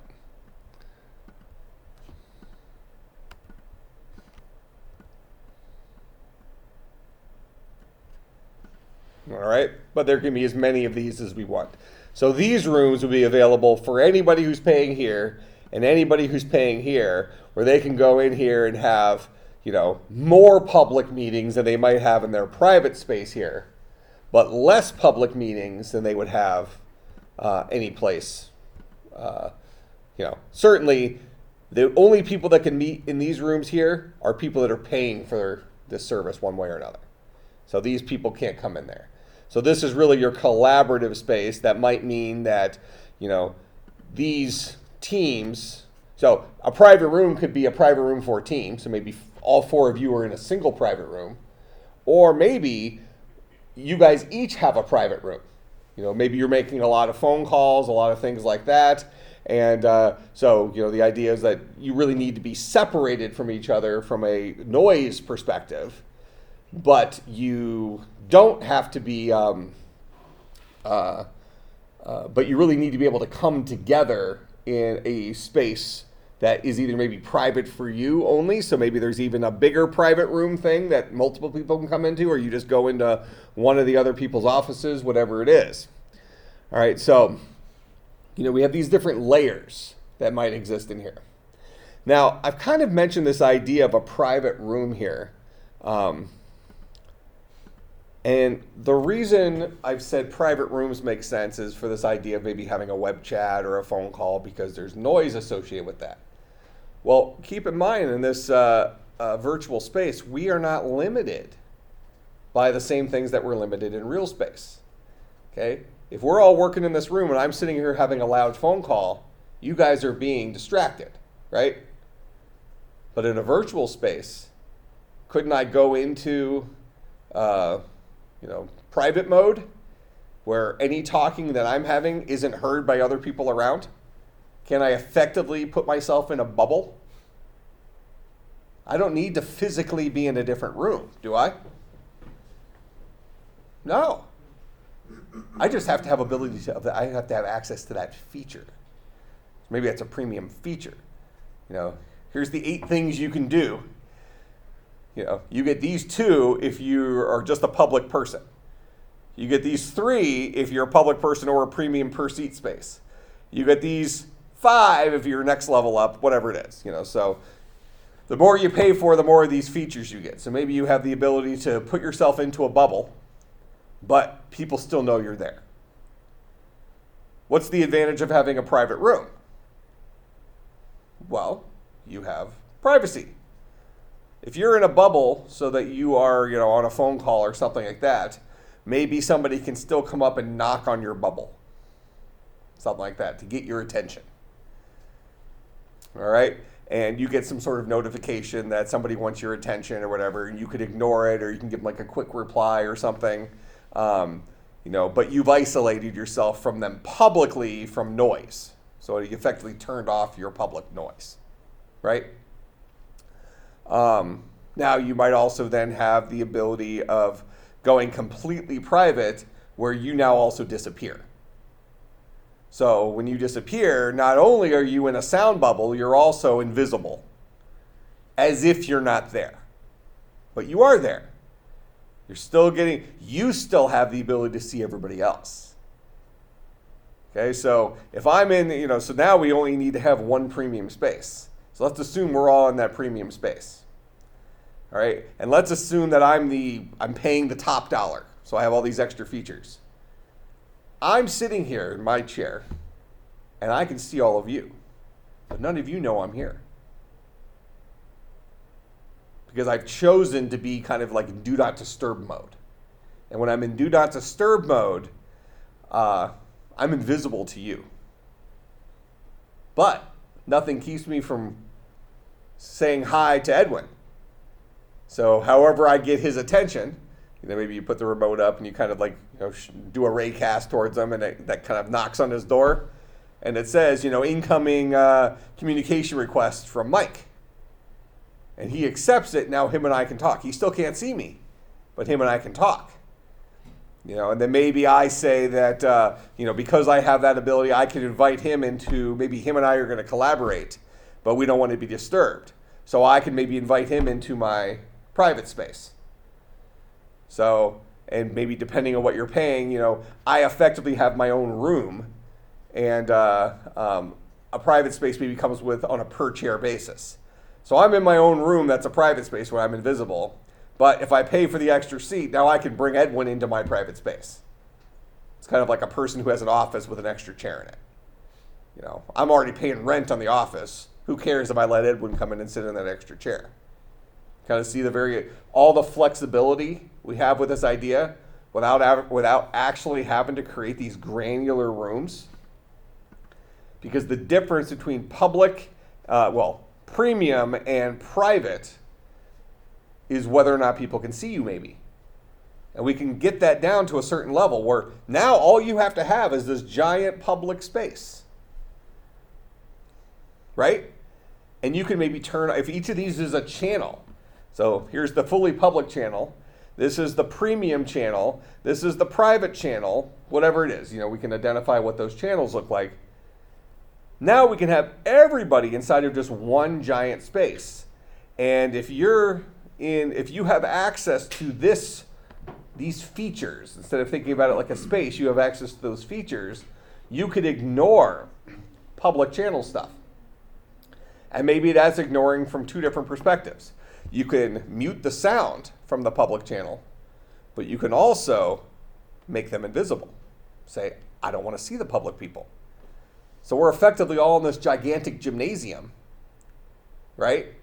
Where there's a zillion people around, but you kind of filter on what you're interested in. So one of the things you mentioned in your presentation is having kind of different buildings, like one for chemistry or whatever it is. Well, you can do the same thing, but instead of having a different physical building, you're filtering on interest areas. Okay, so you're in this giant room. If you have everything turned on, you just see people for miles and miles and miles because the room doesn't have to have any limit, right? Okay, so we just have some sort of space, and as a new person comes in, the space gets a little bit bigger or whatever it is. Now all of a sudden I say, I hit my channel and I said, okay, I don't want to see or hear any of the public people. Boom, they're all gone. All right. Then I say, okay, so from all the paying customers, that's all that's left is the paying customers, I only want to see the chemistry people. So you can put in some keywords and show me only people that have these keywords associated with them. So then a whole bunch of more people disappear. Now keep in mind, some of those people might not be able to be seen anyway, because they purposely are keeping themselves private. So you're kind of in charge of your own privacy, right? But anybody who is like just in the premium per seat space, which is probably going to be a lot of the people, kind of that's the cost-effective way of doing this. Now all of a sudden you can sit there and dwindle the room down. So maybe I'm interested in computer science people. So there was 5,000 people in the room, but now I just see you 5. That make sense? And I might be in a private room. You might not even see me. So now I can go up and individually, you can see there's like kind of almost a public profile. It's kind of like Facebook or something like that, where you can learn about, depending on how much somebody's willing to share without any sort of communication, you can learn about somebody's skill set. Maybe let's say you're one of those people that's kind of a freelancer looking for some extra work. So you're kind of hanging out in there. You might even be offline. So maybe you have the ability where you're still persistent in the world, kind of in looking for work mode. And I can come up and I'm looking for a designer, so I can do keywords for designers. All right. So I see let's say all of you were designers. So all of you pop up. Then I say I only want to see those looking for work. Okay. So now you're the only one left. So now I can go up and I can browse. Maybe you have whatever here's your portfolio showing off what you can do and what you've done, your resume, things like that. Whatever you think it's going to take to get a job, I can look and say, okay, this guy's worth talking to. So now I can send a request to you and say, let's chat. We'll set up a time to talk in virtual space, to talk about kind of what we're working on. Maybe in that case, I bring you into my private room so nobody else is hearing our conversation, because then I can turn off the audio for everybody else so we can have a private conversation in there. You see how many possibilities you have with this type of thing? Same thing, it bridges time zones. I mean, who's to say that somebody in Korea doesn't want to work on American time or is unwilling to work on American time if that would be compatible for them or if the opportunity presented itself? Well, they're certainly not going to commute to Milwaukee's Ward 4 from Korea. That's not compatible. So you open up your workforce to a lot more people by having an open space like that, right? Where anybody can come and hang out. You can either be persistent online, or even if you're away from the keyboard, you're still reachable or queryable in some way. Now, that's just a high level of this. Don't you think that you could probably sit here and for every hour you spend thinking about this idea, you can come up with more and more and more and more and more ideas that relate to it? I mean, this is a golden idea, isn't it? How many of you think that whether this is something we do or something somebody else does, that this will exist in 10 years? One way or another, something like this is going to exist. One of our biggest challenges today, though, and one of the things I asked you to consider, is productivity in VR. Because this is a problem, and one of the things I had in kind of the assignment was, what is the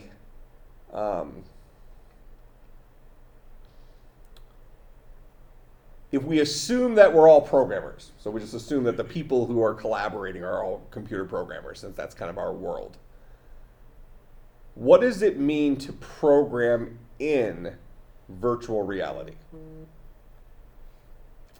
When we typically program in real life, what are we doing? We're sitting here in front of a keyboard. A lot of times programmers who have, a big workspace, they have maybe 2 or 3 monitors where they can have some stuff kind of spread out. If they're mobile, then they have a laptop, they kind of have to work with that with, multiple screens, swapping through like that. I kind of prefer that than having multiple monitors, but I've gotten used to that. But at the same time, we kind of have our setup and we rely heavily on the keyboard, right, to type our stuff. We rely heavily on software applications like IDEs, less heavily on the mouse, but still on the mouse. That mouse becomes a very important tool. And one of the interesting things we run into with VR is, as forward-thinking as we view virtual reality as being, it's still very interesting that the mouse and keyboard are so difficult to replace.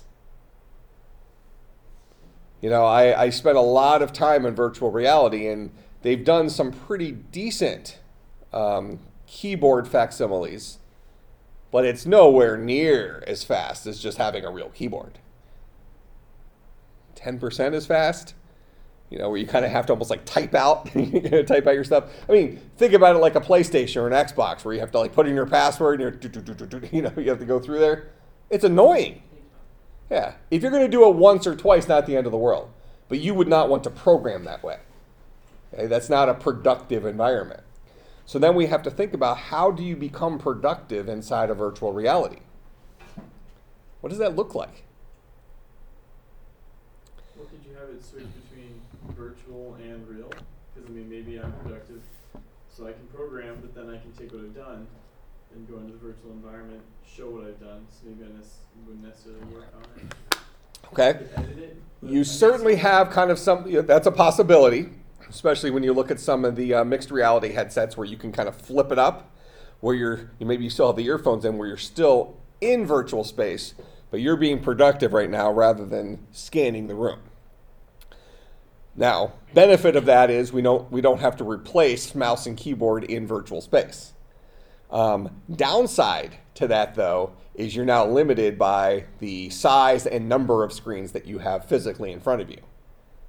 Okay? Or even the computer that you have physically in front of you. Now, that could work as a bridge, right? In the meantime, you can say, okay, well, assuming I have a VR headset that's comfortable to you, I mean, you can always just take it off. But if you want to still be partially immersed in the virtual world where people can, you can get little pings or something like that, and somebody's trying to get a hold of you, and maybe there's a desktop notifier or something that kind of bridges those two so you know that somebody's trying to message you. It's almost like a hybrid approach.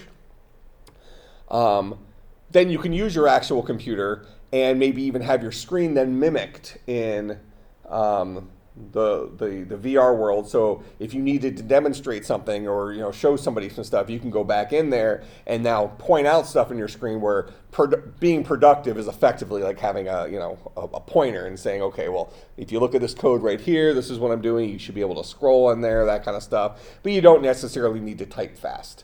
So you can kind of bounce back and forth between the environments that are most productive for you in different things. But you do lose out on that ability to have a single computer, that ability to have your machine in virtual space having 10 monitors that are all around you, and having some virtual keyboard and virtual mouse, whatever it is, however you're interfacing with the screen, having these things in virtual space all of a sudden creates a reduction in what you need to have in the real world.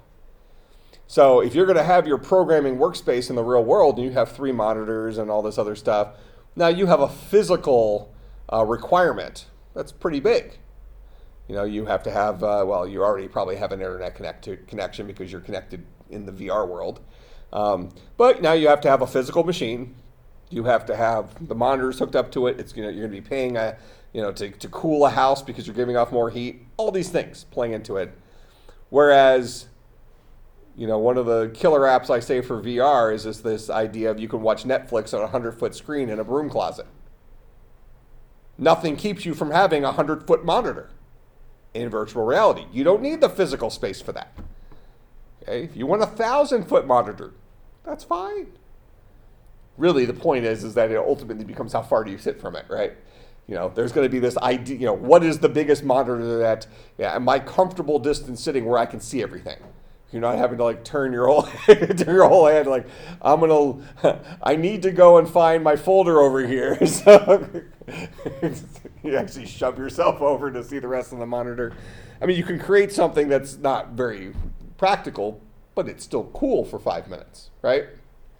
So all these things exist in that space. So when you start moving things into the virtual space and bring as much stuff into the virtual space as you can, you open up all sorts of possibilities. How practical? Well, so let's ask this question. Do you think that in the next 2 years we will have the ability to effectively type in virtual space? Through whatever means. Some means. There'll be some technology that either beams your keyboard into virtual space, or nothing says you can't still have your keyboard in the real world, but you're still in virtual space. You see your monitor in virtual space, and for those of you who don't touch type, or at least want that confidence of being able to see it, there's some sort of almost a camera that maybe brings in, so you get a camera view so you can see your hands over the keyboard. These are things that don't seem very far away. In fact, you probably can do it now. We probably can do the type thing where you effectively get you kind of put your hand controls down or something like that, and in VR, you have, whether it's using the camera that's part of the VR headset, or you just buy a webcam type thing that kind of clips onto the top of your machine that kind of literally angles down and shows basically your hands and the keyboard. You don't need to see the screen or anything, but that way, when you look down in VR, that triggers that camera view. So it effectively positions that camera view at your look down position where your hands would be. That you actually see your real hands. You're seeing an image of your real hands, but that's probably going to be good enough to type, at least initially. You can probably be productive with that, right? Might seem a little clunky. Maybe the ideal world is everything's in VR, but I mean, these ideas like haptic gloves, these exist. I mean, you could actually buy haptic gloves today. The good ones are probably, call it 6 months or 12 months away. But now you're talking about having wearing physical gloves that give you feedback. So now you can go ahead and you can put a virtual keyboard in VR. You don't need a physical keyboard anymore because you have these hand things and you're just typing on that keyboard and you feel the keys. This is in the next 12 months. This is a real thing.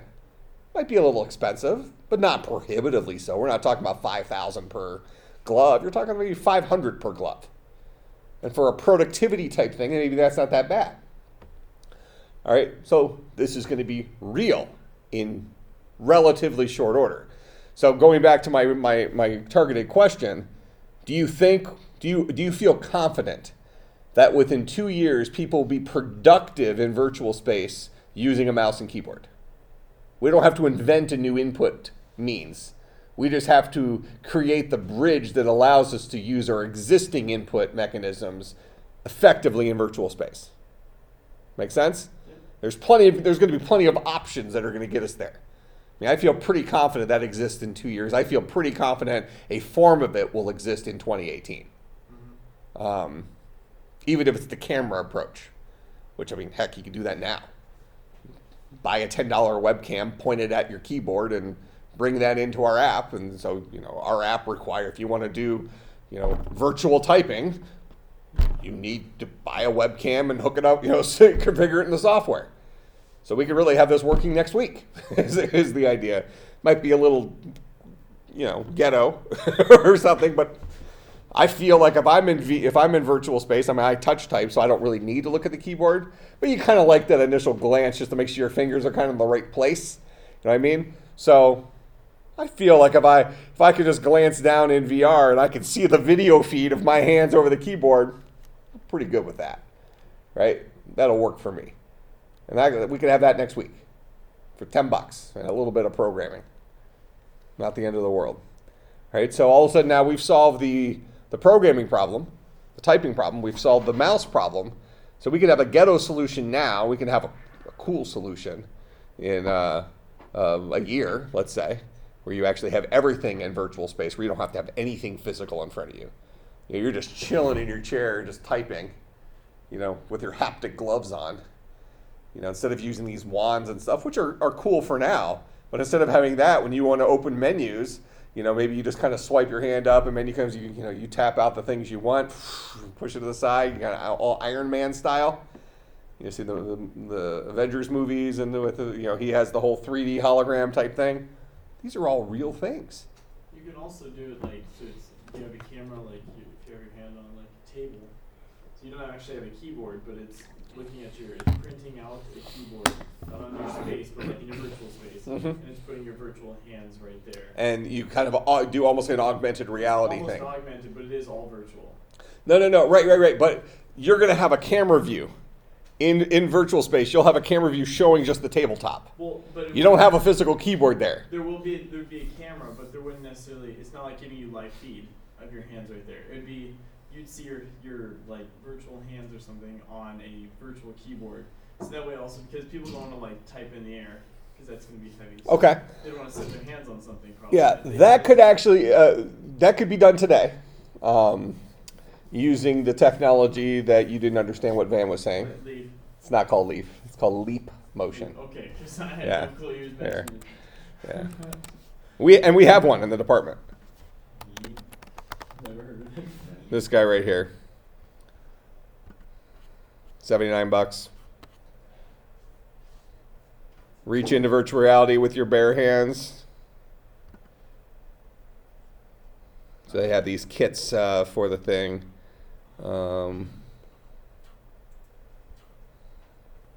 Yeah, so here's see what this guy's doing? He's using his real hands to do this. Okay. There's no reason why we couldn't do that today. Just throw up a virtual keyboard on there and type on it. Yep. So kind of two concerns. First of all, entirely plausible. We'd certainly try to do it. Have you seen those keyboards that they'll project onto? So forget about VR for a second. Yeah. There's those keyboards that will kind of just project onto a table. And they're kind of made for like tablets and things like that. So it gives you, usually they're kind of red, almost like looks like kind of red color. We have one here too. I've never actually used it, but I can kind of imagine some of the limitations we might have with it. Let me close this. One issue you have with those is there is something about the feedback from that key.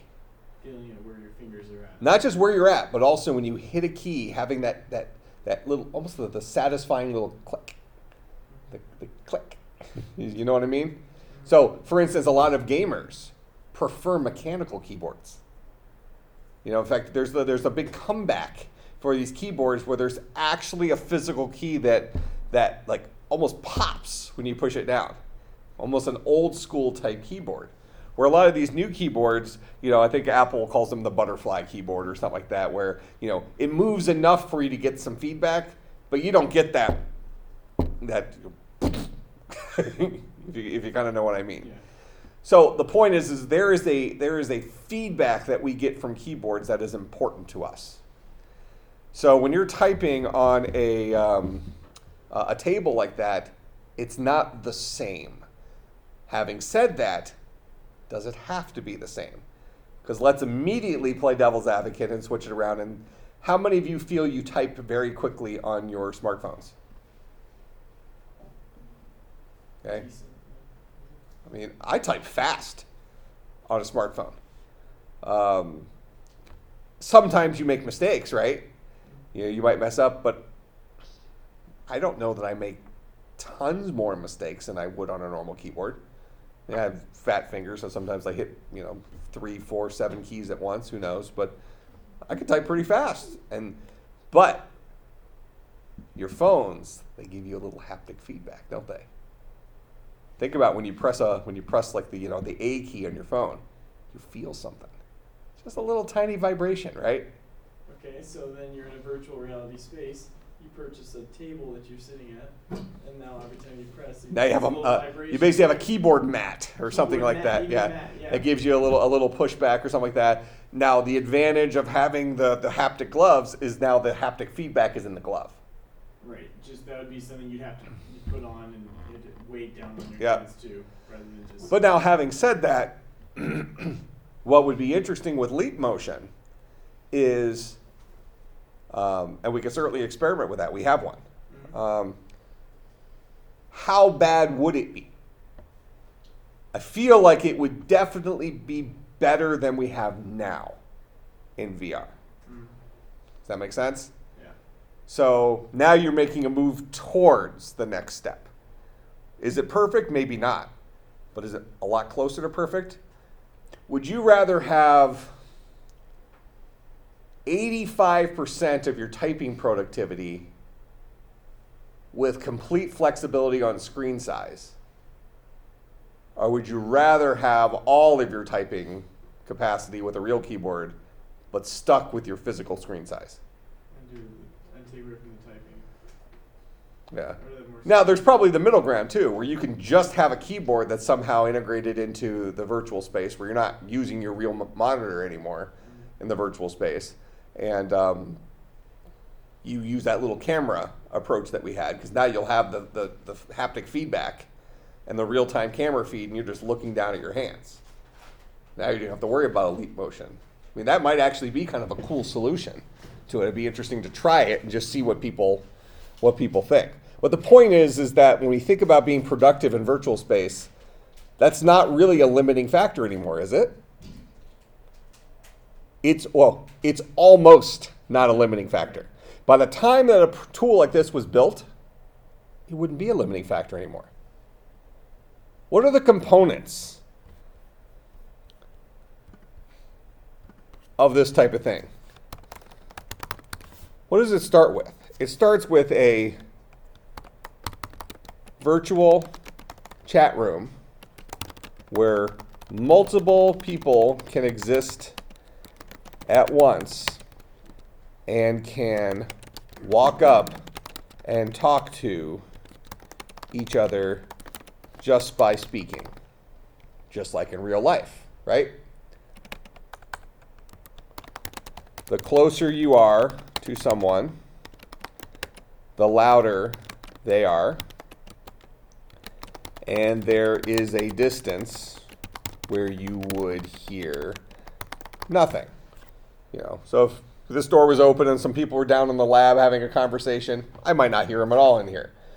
But if they were in that conversation persistently and I walked closer and closer and closer to them, I would start hearing them more and more and more and more, right? To the point where I'm hearing their entire conversation. I was going to say you could put like a proximity ring around so you don't hear them unless you're in that ring. That person. This already exists. Okay. Unity has that. Takes 2 seconds to drop in. That, to have a sound at a certain place and only people in proximity to the sound can hear it. Okay? Having a bunch of people in the same world at the same time already exists. There's already plenty of chat room applications out there that allow this to happen. All you're doing is you're saying, so if you want to look at one, look at AltSpace. There's an app called AltSpace.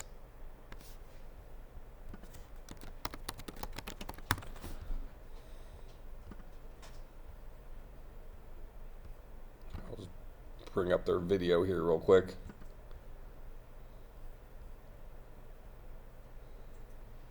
Oh, I have my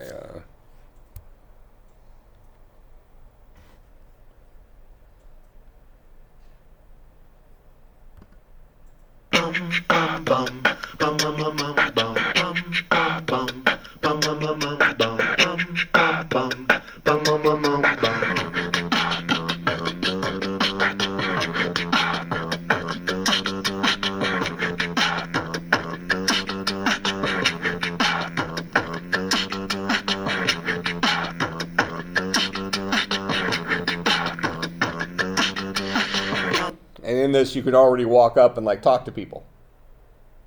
Stuff like this already exists. What's the difference between this and what we talked about today?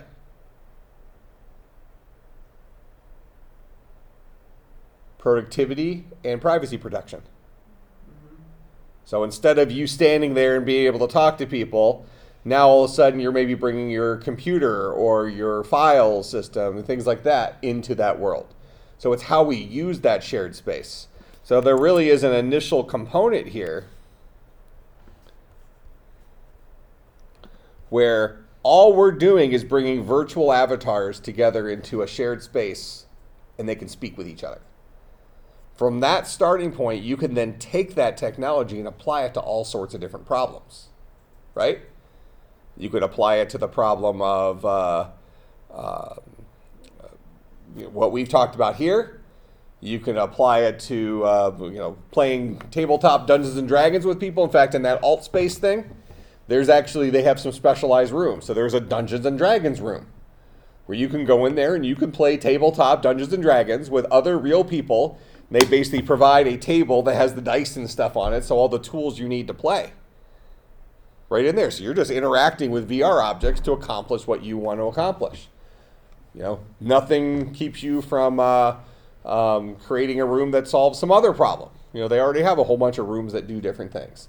We're talking about having a room that's geared specifically for productivity and controlled communication. All this technology already exists. People just aren't bringing it all together. Why not?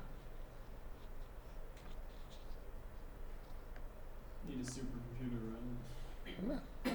Most of the load is put on the individual computers.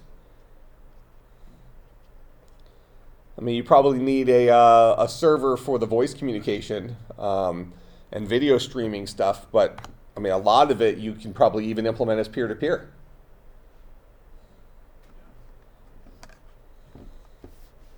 I mean, there certainly is a networking component to this that deals with how it scales. Like, you could probably get it working for 3 or 4 people pretty easily. Now, all of a sudden, you put 40 people in there all trying to do stuff at the same time. What happens? What breaks? Well, so then you need to look at, how do I control what people see versus what people don't see? If Edwin is way across the environment over there, does he need to be able to see what's on my screen? How do I get my screen in front of other people? That kind of stuff. The whole streaming, streaming stuff. But that's already been solved, right? I mean, you can do Google Hangouts and share your screen. There's all sorts of things where you can share people's screens. TeamViewer lets you control somebody else's computer. All these technologies are possible today. It's just a matter of bringing these things together in a single solution. And you got to start somewhere. Kind of makes sense? What do you think of this idea? I really like it. Like, is this something that you would be interested in getting involved in?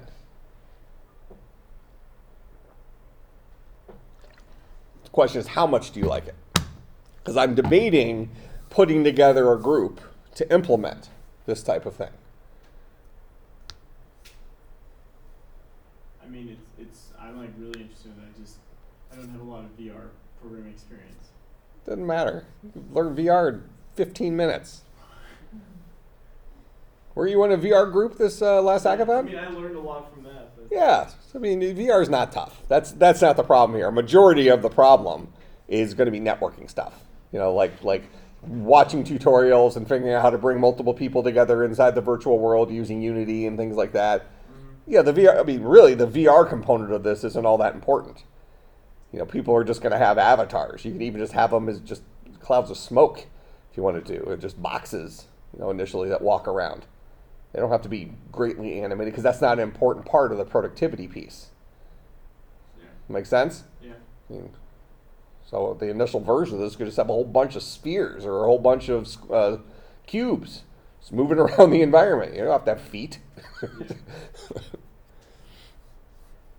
So that part's not really a hard part to you just got to start somewhere. I haven't decided if I'm going to do it yet. I'm going to start getting people's interest, but just out of curiosity, this would probably be something that would happen over the summer. How many of you would actually be interested in creating a company around creating this type of thing? And it's okay for the answer to be no. If you don't have time or don't have the desire to do it, that's fine. I'm just gathering information.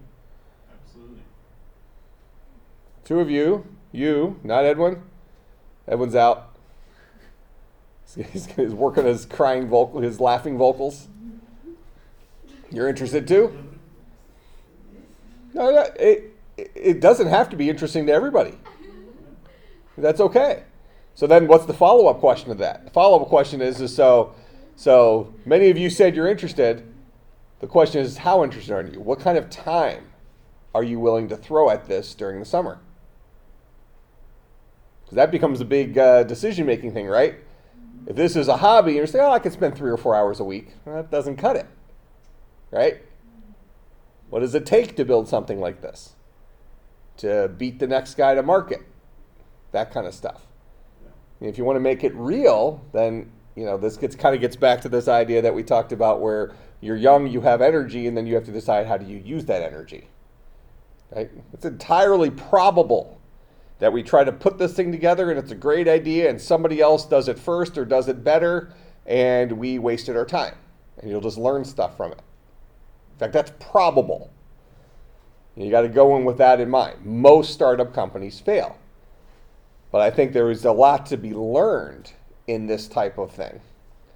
And having that initial component can be applied to lots of different problems.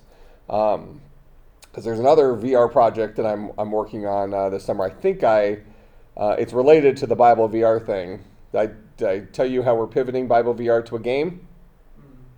Because it's going to involve the same core component, except it's not productivity, it's a game. So there's this game, and you saw me playing it during the hackathon called Orbis VR. And if you guys haven't seen it, let me just show you. I'll show you a quick.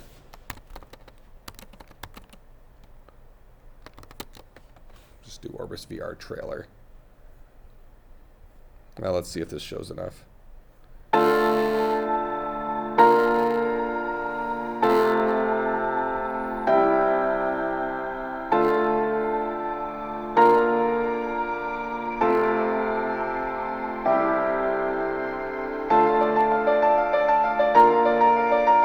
Let's start showing some people.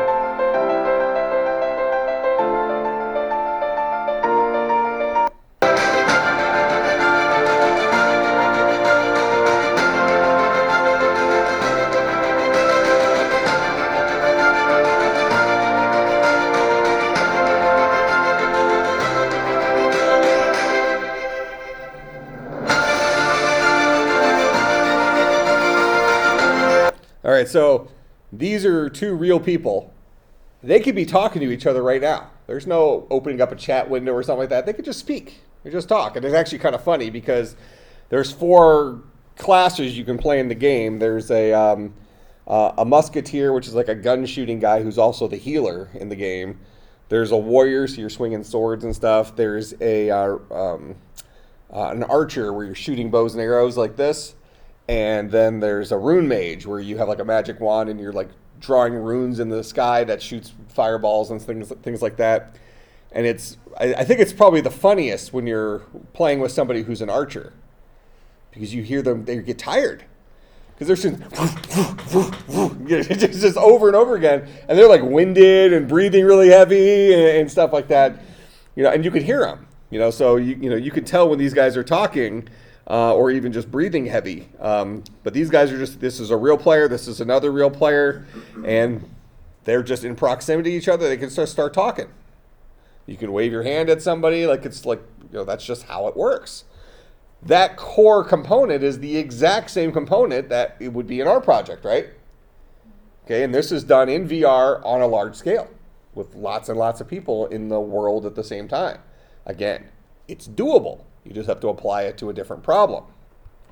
So what we're doing with Bible VR, so what we did last year with Bible VR is we took a bunch of individual Bible stories and we tried to create kind of a virtual reality experience of the Bible story.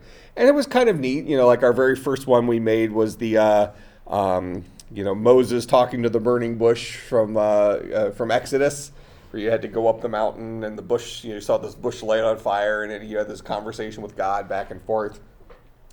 And it was interesting, and then most of these guys actually made their own Bible stories as well as part of the programming class. But what we did is we kind of pivoted that core idea where we wanted to bring Bible stories into VR. And what we're going to do, because really the ministry we're after is this idea of targeting those, let's call it, 15 to 25-year-old, probably mostly male, but not necessarily not female, kind of that gamer community, the young people who are addicted to video games, that type of thing. So that's our target audience, and trying to promote a Christian worldview to these folks. So what we're going to do is we're going to build a game similar to Orbis. It's going to be called Bible VR Online. And the idea is that all of our, so all real players play as the good guys, because everybody plays as an angel from heaven. All right? So we've selected 3 different choirs of angels, and then each one has 2 classes. So we have our traditional warrior class and things like that. So we have, there's a choir of angels called Seraphim. So we're going to have a Seraphim, Seraphim Demon Hunter will be kind of like your wizard type guy. Seraphim Summoner will be your pet class where you can summon things to, fight and do your bidding for you. Then we have Cherubim. We're going to have a Cherubim Priest. That's your healer. And we have a Cherubim Acolyte, which is like your crowd control person, Where, if I'm fighting against you and Edwin, and and I just want to focus on you, the acolyte maybe kind of puts Edwin to sleep or keeps him mesmerized or whatever. But you put some sort of Bible thing on it. Maybe you summon a giant cross in front of him. And he's just kind of looking at it like that, so he's all out of it. So then I can just focus on killing you. And then he comes out of it, and then we have another choir called Thrones. So we have a Throne Destroyer, which is your warrior tank type, and Throne Destroyer is your melee damage guy, and a Throne Defender is your melee tank, your warrior type person.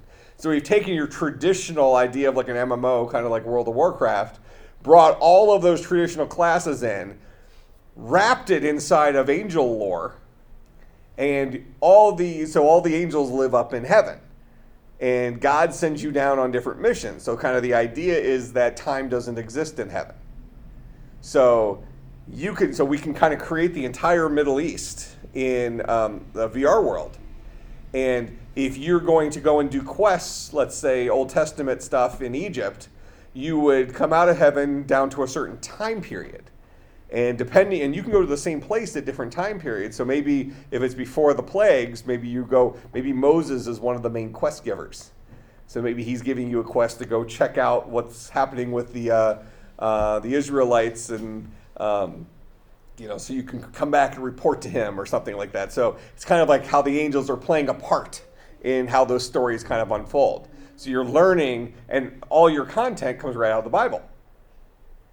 And you don't have to worry about rights. So all their quests, things like that, will be various stories from the Bible. So it's effectively living the Bible by playing it as a game. But you don't get to play as the bad guys. So that would kind of go against the Christian worldview type thing.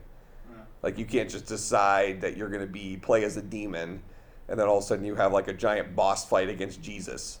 That would kind of break the Concordia type of approach to it. But anyways, we're doing that kind of as a ministry type thing, where the game will be free to play, and we're going to be looking for like financing from churches and Concordia Bible Institute and stuff like that for that. So even though that sounds very, very different than what we described today, right? The core component's the same, right?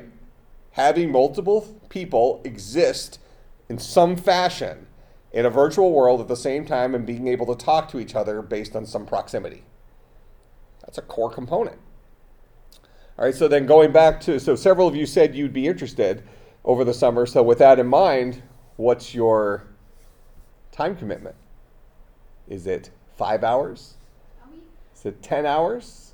Is it 40 hours? Is it 70 hours? What is it? There's no wrong answer, but there's plenty of right answers. I don't know, I don't really think about time when I get into a project. Like, I'm into it, I just keep working on it. I don't know, that's hard to...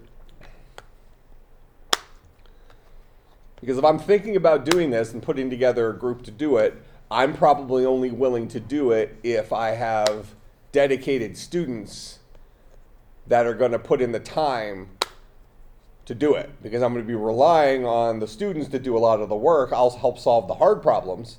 So I'll probably come in and meet most mornings. And then in the afternoon, I'm going to be on the golf course. But I have all the know-how, and I know people, and I have dollars if we need to bring this to market, things like that. So I'm bringing my entrepreneurial expertise, and I'm bringing my computer science expertise for the hard problems. And I'm looking for the students to look at it as a learning experience, as well as being sources of labor, with the understanding that I'm fine if the thing doesn't work. If it ends up crashing and burning, it doesn't matter to me, because for me, it's the hobby. It's all part of that experience. Yeah.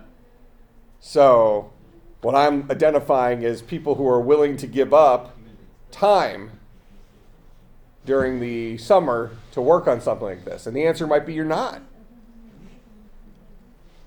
Is this like something like you could do with a real job? Or like with a job? We already did the math on hours, right? Yeah, I mean, You got 72 hours left over after your real job. yeah. You got 10 hours a day. But what were you going to do with those 10 hours? That's the problem. So this becomes a kind of an internal war for you to think about in terms of whether or not you are the entrepreneurial spirit type person who's willing to trade those extra hours, their free time, for something like this, or if you're maybe, well, let's say more normal, more practical, and you want to have a more well-balanced type life. My wife would never do this type of project because she likes balance. She works from 9 to 5, Monday through Friday, and the rest of the time she does what she wants to do.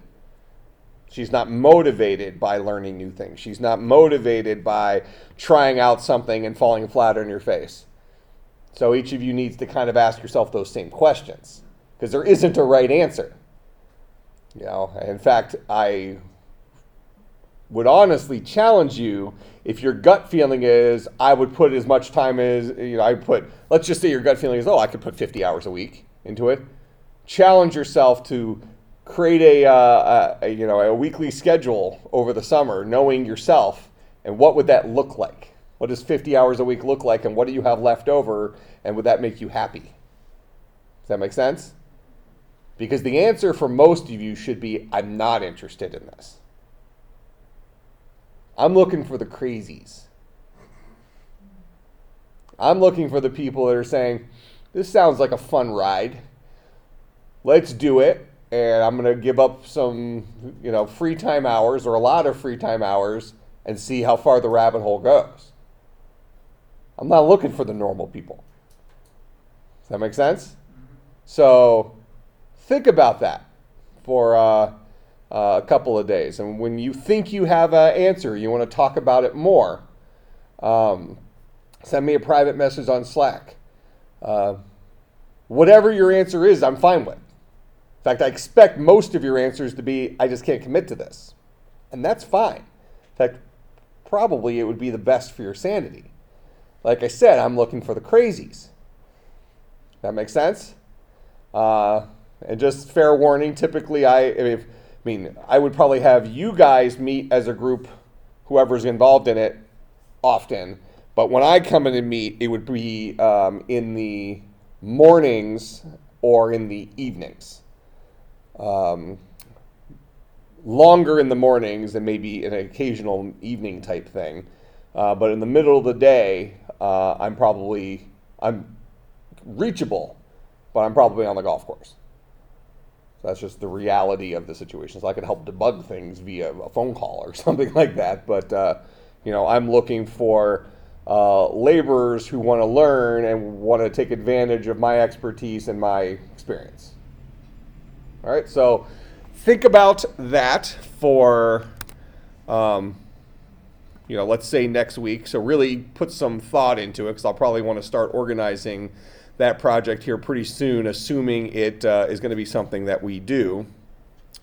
What I want you to look at for next week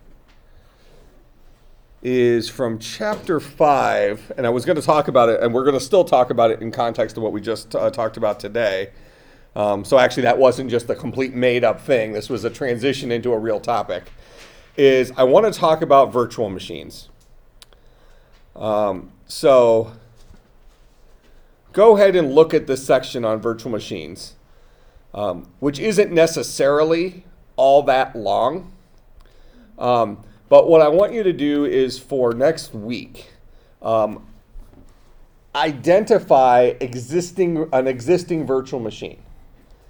All right, and I think we'll have to, you might want to collaborate with each other to make sure you're not all choosing the same virtual machine example. Although if two people choose the same one, I'm fine with that. You just might not want to, because somebody might say something better about it than you do or something like that. But some examples of virtual machines with like VMware or Parallels. What did you say? VirtualBox. Yeah, so there's lots of different ones out there. And you don't even, I don't need a paper from you. What I want you to do is be able to give maybe like a 10-minute presentation. Something similar to what you did today, talking about the pros and cons of that particular virtual machine compared to other ones. Very free form. Basically, I want you to come up and give me the elevator pitch on who the virtual machine that you picked is good for. For instance, VirtualBox, here's a freebie for that. It's free. Okay? So what are you giving up for it being free compared to VMware or Parallels or something like that? That makes sense? Slides would probably make some sense, but you don't have to use them if you want to draw pictures, but it would probably make sense to have slides. Only has to be 10 minutes, but pick a virtual machine, collaborate on Slack, so everybody it would be best if everybody picked a different virtual machine. Or, if there's, if two people pick the same one, maybe pick different angles to look at it from or something like that. Talk about its pros, its cons, its weaknesses, its strengths. VirtualBox is free. Its weaknesses, it might be a little bit slower. And why is it slower? Things like that. That makes sense? So give me your elevator pitch on why I should consider using that virtual machine. All right? That kind of makes some sense? All right, so then we'll do the presentations. Your grade will be based on the presentation. So there won't be any Dropbox for this. Go ahead and read through the chapter 5.7 on virtual machines. There's actually some pretty good stuff in there that talks about it. That'll give you kind of the background on it. No exercises related to it. I know some of the verbiage and some of the exercises for the thing for this week was kind of misleading, right? Some of the questions had like strange, they were hard to interpret, right? So, I'll obviously take that into complete consideration. So there might be 5 or 6 reasonable answers to every question, depending on how you interpreted what they were asking you to do. All right. It was more about, I kind of explained to him, it's more about the experience of going through it, tackling those questions and thinking about, what might this mean? All right. So if you did it, you're going to get a good grade on it. All right. And then you get the extra grade from the thing today. So don't be concerned about that. It's usually in my classes, it's more about going through the experience than anything else. All right. Questions, comments, concerns, bribes. All right. And do some thinking about that project for over the summer. In any case, we it's something I'm very interested in doing, and feel free to, in the meantime, send me some private messages if you want to kind of talk it out, if you're debating some things or want my opinion on stuff. But I fully expect all of you to say no, that you don't have time to do it. That's what I expect. But I want you to challenge yourself to see if you do. Like I said, I want the crazies. All right, because the crazier you are, the more look at Steve Jobs. The guy was a lunatic, but he changed the world, right? Bill Gates, less crazy than Steve Jobs, but these people changed the world. So if you want to do something and kind of ride the front edge of some of this stuff, sometimes you just got to decide, well, screw it. Who needs sleep? Who needs food? Who needs to go to the bar with my friends? And just kind of do it, right? All right. I will see everybody on Thursday.